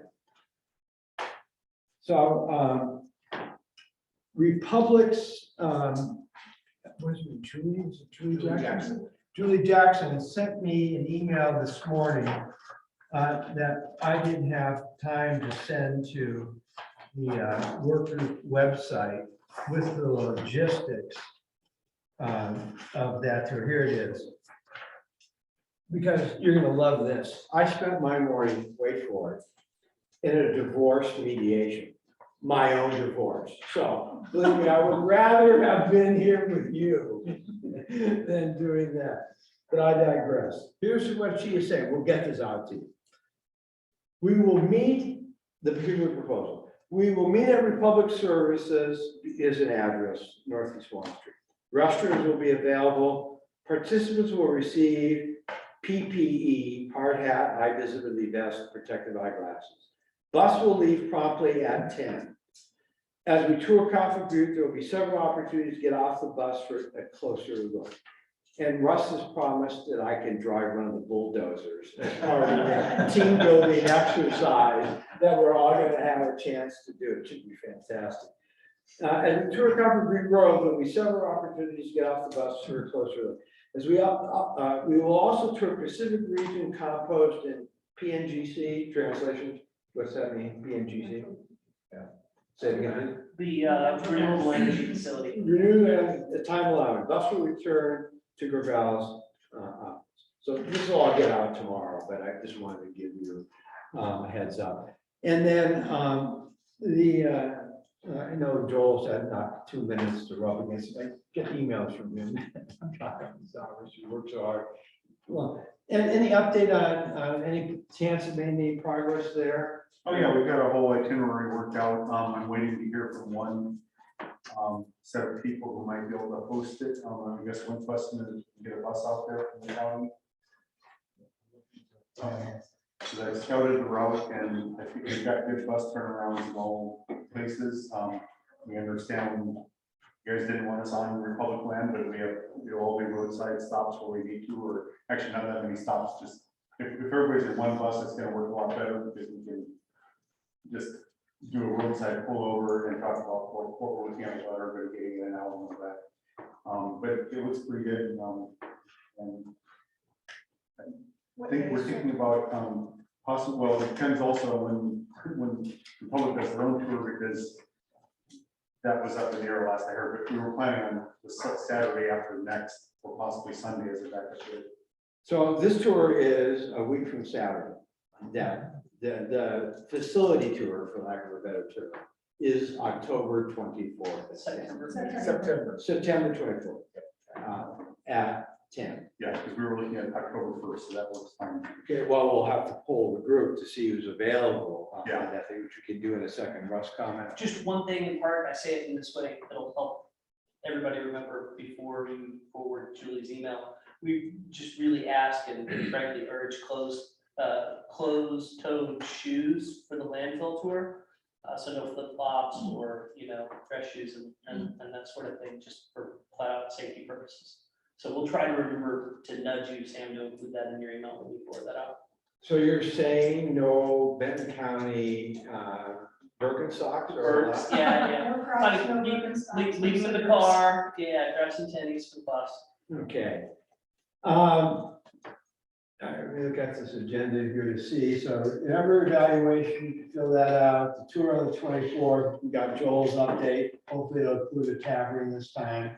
Homework for the next meeting is to send out track change documents for the common understandings draft and the SMMP table of contents.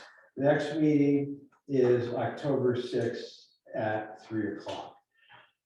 So, can you just look at the calendars real quick? What does, you say the first, Joel, 10-1?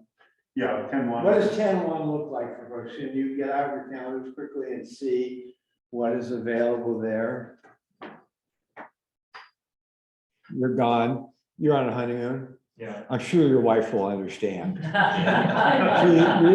Because I'll be there with her. And I'm Italian. So if you could just, for now, just to get a sense, one, you can absolutely make it, 2, you're on the fence, and 3, no way, that doesn't work. Oh my goodness, oh my goodness, oh my goodness. You on the turn, Neely, then? Yeah, I'm gonna go yellow. I'm not gonna make it, but I'm sort of indifferent. Okay. Yeah, I mean, I could certainly have fine. Yeah. Okay, so you're not really a red, we could get someone. Yeah, I mean, I guess I can change it to a yellow. You're I a just yellow. can't be there. You're okay. You aren't, honeymoon doesn't count. You guys are a yes. So let's pencil that in. Same time frame, same finish. Yeah, I think in late morning, we start probably 10 o'clock. Okay, and then, Alone. we, Scout a little better, I think like 3 hours. how long? Thinking even for 3 hours, because we got driving time and, that includes going, there's only 4 stops, so, 5 or 4 stops, so, it's driving from Corvallis is gonna take 20 or 30 minutes, so. Is there a place we could meet at? Could we meet in Adair Village or something and then get a head start? Everyone, Yeah, how do the parking people feel about it? Yeah. Let's just work on that, because I think we can figure out those one Yeah, yeah, people can come out with it. We do want to start a little south of Madera Village, because there's something to talk about there. But probably, yeah. Okay. And then what is the plan, both, this is to Republic and Joel and to here, if members of the public want to join this magical mystery tour? You're welcome to get on the bus with us, and I think Darren's contemplating some form of RSVP, and so I think if we exceed capacity, then Darren was also contemplating a backup van at the counties that potentially develop. So that's the same question for Joel, just how we can use our county, so I think we can make it happen. And I guess if I could, Sam, I'm guessing this group at the end of the landfill tour at noon would rather disperse and go eat on their own versus setting up some tables and eating, breaking bread together in the parking lot or something. But if I'm guessing incorrectly, then let me know. Well, what are you serving? Well, Roast beef. Roast beef sandwich. Yeah, that's exactly right, yeah. So just a quick 1, 2, 3, give a pulse. The proposal is that Republic pays for our lunch for a 7-course gourmet meal at the end of the tour next Saturday, 1, 2, or 3. So yes, you want them to do that, you'd attend. 2, you could go either way. 3, no way, we don't want to do it. No, you're voting at 2 on your own damn proposal? It wasn't a proposal, it was a clarifying question. Can you say it again? So the proposal is that, would you come to a lunch after that meeting, or is it 2 hours long Does enough? anybody want it, I get you in or a second. people rather just leave? Yeah, that's the question, Why yeah. don't you give the lunch and people who want to stay and eat can do that, and other people can go home? A sack lunch, we need an RSVP. We need we'll do an RSVP, and then you can decide, because roast beef sandwiches to go can be good too. All right, go forward, do good, avoid evil. Thank you for your participation. We'll see you in 2 weeks. Meeting is officially adjourned at 7:05.